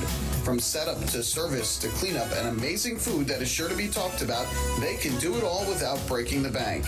Hidden Gem knows that each event is unique and strives to design a specialized menu for each event. Call the Hidden Gem Cafe for your next party at 631-390-5912. And be sure to follow them on social media too at the Hidden Gem Cafe for ideas and information. Hey kids, are you ready to be part of the coolest club in town? If so, sign up today for the Long Island Ducks Kids Club presented by Bethpage Federal Credit Union. Children 14 and under will receive exclusive perks that only come with being a member, including a free ticket to a Ducks game, a free commemorative yearbook, 10% off at the Waddle Inn Shop, and much more. They'll also receive priority access to skip the line during Kids Run the Bases at all Sunday home games. Sign up today by visiting liducks.com or by calling 631-940-3825, and we'll see you at the ballpark.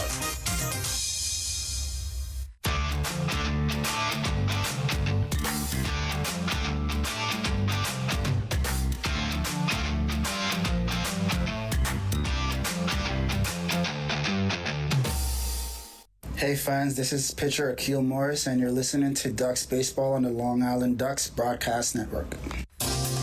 Hey, Ducks fans, the official hotel of the Long Island Ducks is the Radisson Hotel, Hauppauge, Long Island. It's centrally located on the North Shore of Long Island and offers a home away from home for both business and leisure guests. The Radisson Hotel, Hauppauge, Long Island features an indoor pool, 24-hour business center, a fitness center, and complimentary Wi-Fi in all guest rooms. Enjoy the contemporary American cuisine at the Fountain Grill restaurant or grab a quick bite to eat at Cafe Prato. And best of all, it's only minutes away from Fairfield Properties Ballpark. The Radisson Hotel, Hauppauge, Long Island, the official hotel of the Long Island Ducks. Call 231-1100 today. That's 631-231-1100.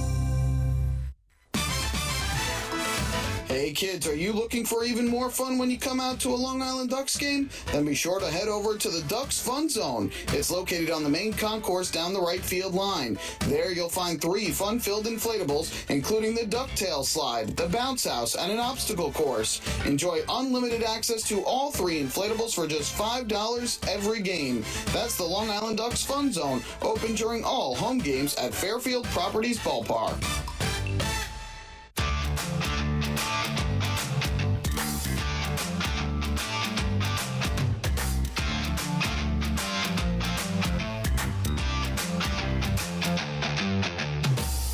Mike Moore back with you from PeoplesBank Park in York, Pennsylvania. Welcome to the post-game show. In game number 2, in 7 innings of play, the Long Island Ducks defeat the York Revolution. 8-3 was the final as they earn a split of this single admission doubleheader.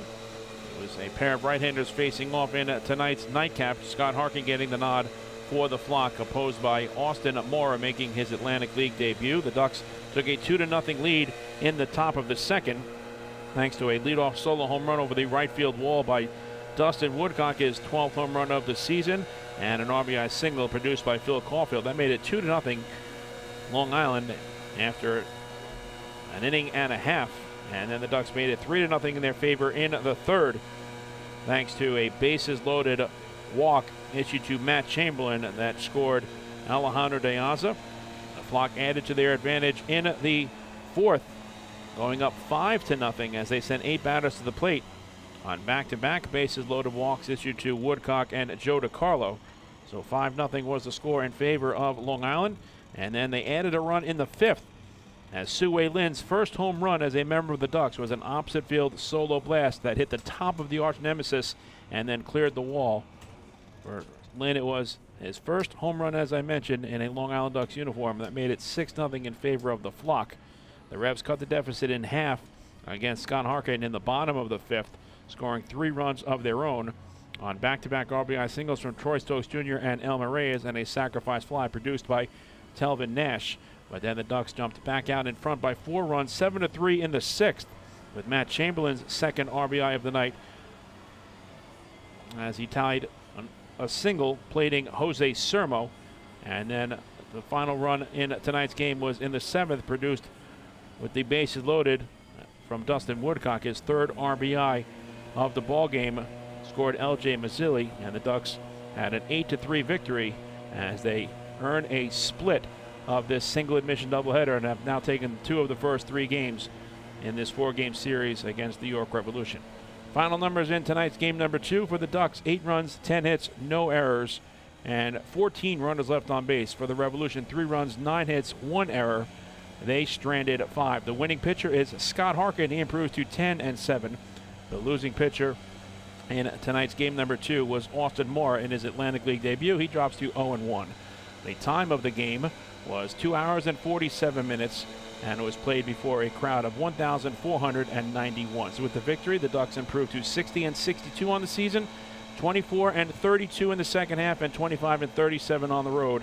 And they are now 3-3 on this 7-game road trip, which concludes tomorrow night. The Revs dropped to 51-71, 21-35 in the second half, and 30-32 here at home. Our player of the game is going to be Dustin Woodcock. Woodcock tonight goes 2 for 3 with a solo home run, along with a pair of bases loaded walks. A multi-hit game and a multi-RBI game for Dustin Woodcock. In 5 plate appearances, he reaches 4 times. So congratulations to Dustin Woodcock. He is tonight's player of the game. So that now sets up our finale of this series tomorrow evening as the Ducks look for the series victory, as they send right-hander Chris Cepeda to the mound. He's 5-1 on the season with a 3.51 earned run average. He'll be opposed by left-hander Josh Norwood. No record and an earned run average of an even 12. The Ducks continue to have a lot of success here against the York Revolution on the road. They improved to 11-4 this season overall against the York Revolution, and 5-1 here at PeoplesBank Park, with the final regular season meeting between these 2 ball clubs taking place tomorrow night in the Keystone State. We'll take one final break, and when we come back, we'll look at the out-of-town scoreboard in the Atlantic League, see what's happening locally in Major League Baseball, and wrap this one up from PeoplesBank Park. Hey fans, this is infielder Phil Caulfield, and you're listening to Ducks Baseball on the Long Island Ducks Broadcast Network. When we see Long Island, we see you. Because at Catholic Health, we know that it's your remarkable lives that breathe life into our island. So at every Catholic Health hospital, practice, and care facility, we're able to provide the highest quality, most innovative care for your body, because our culture cherishes your humanity. Long live Long Island. Morning, Dan. How was your weekend? Oh, it was awesome. I took my family to a Ducks game and had a blast. The seats were great. We ate a ton of food, and the Ducks won. They even had amazing fireworks. Oh, yeah. They got a good thing going on there. I took friends to Thirsty Thursday a couple weeks ago and had too much fun. They should totally use us in one of their radio spots. You mean like the one we're doing right now? Sure, that works. Ducks Baseball. Good times every time. Get tickets at liducks.com.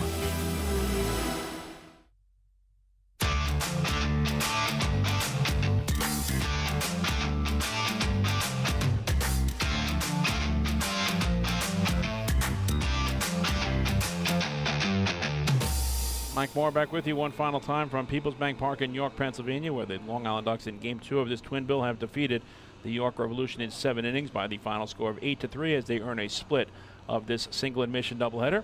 Let's take a look at the out-of-town scoreboard into the Atlantic League, and we will begin at Wild Health Field in Lexington, Kentucky, where the Gastonia Honey Hunters defeated the Kentucky Wild Health Genomes by the final score of 6-3. Naughton, the win, improves to 1-0. Weinberger, the loss, drops to 2-5.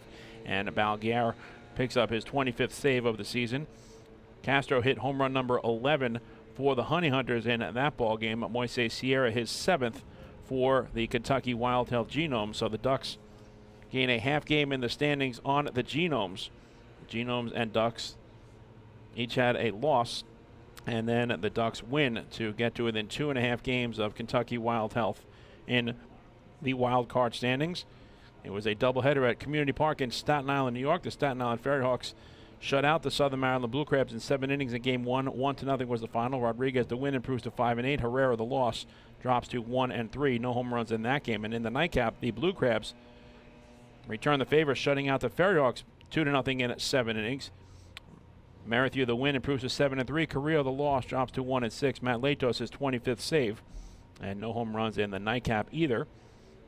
In Charleston, West Virginia, the Lexington Legends defeat the Charleston Dirty Birds in Game 1 of their doubleheader. 7-2 was the final in 7 innings of play. Santa Maria, the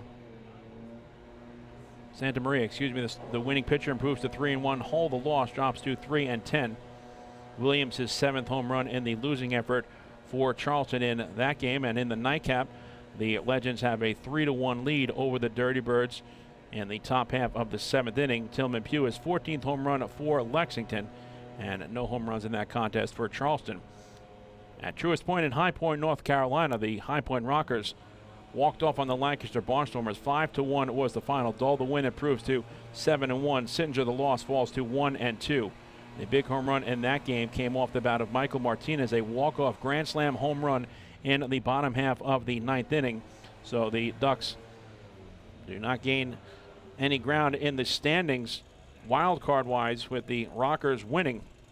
The Ducks came into tonight's game trailing the Rockers by 5.5 games. So the Rockers win and the Ducks win in the nightcap, coupled with the Ducks' loss in Game 1, has Long Island 6 games back of High Point in the wild card standings with just 10 games remaining, and the Ducks do not own the tiebreaker in that scenario as well. So the Ducks still mathematically alive, but have a lot of catching up to do as the Rockers come away with a big walk-off victory over the Lancaster Barnstormers. 5-1 the final tonight from Truist Point. Locally in the big leagues, in Game 1 of a doubleheader in Pittsburgh, the Mets came away with the victory over the Pittsburgh Pirates, and the final score in Game 1 for the Metropolitans was 5-1. Chris Bassett, the win, improves to 13-7. Underwood, the loss, drops to 1-6. Naquin, home run number 11 for the Mets. Escobar, his 15th. And in the nightcap, Jacob deGrom comes away with the victory. A very impressive performance as the Mets get the sweep. 10-0 was the final in Game 2. deGrom, the winner, improves to 5-1. 7 scoreless innings on 3 hits, allowed a walk and 8 strikeouts. Oviedo, the loss, falls to 2-2. The Yankees walk off on the Minnesota Twins in Game 1 of their doubleheader in the Bronx. In 12 innings, the final score was 2-1. The winning pitcher was Weissman, improving to 3-0. McGill, the loss, falls to 3-3. Miranda, home run number 14 for the Twins. Aaron Judge, his 55th. Gleyber Torres, his 19th. And in Game number 2, the Yankees have just defeated the Twins 7-1. So both the Yankees and Mets tally doubleheader sweeps this Wednesday. Cole, the win, improves to 11-7. Ryan, the loss, drops to 10-8. Connor Falefa, his 3rd home run for the Yankees. Correa, number 17 for the Minnesota Twins. The Ducks earn a split tonight, and now will play the finale of this 4-game series tomorrow evening as they send Chris Cepeda to the mound. The right-hander will be opposed by left-hander Josh Norwood. A victory for the Ducks would give them a winning road trip at 4-3 and give them some momentum moving forward to their final homestand of the regular season. 3 games over the weekend against Staten Island. They'll have Monday off, and then 3 games against Southern Maryland to close out the regular season schedule at home for the Long Island Ducks in 2022 in the Atlantic League of Professional Baseball.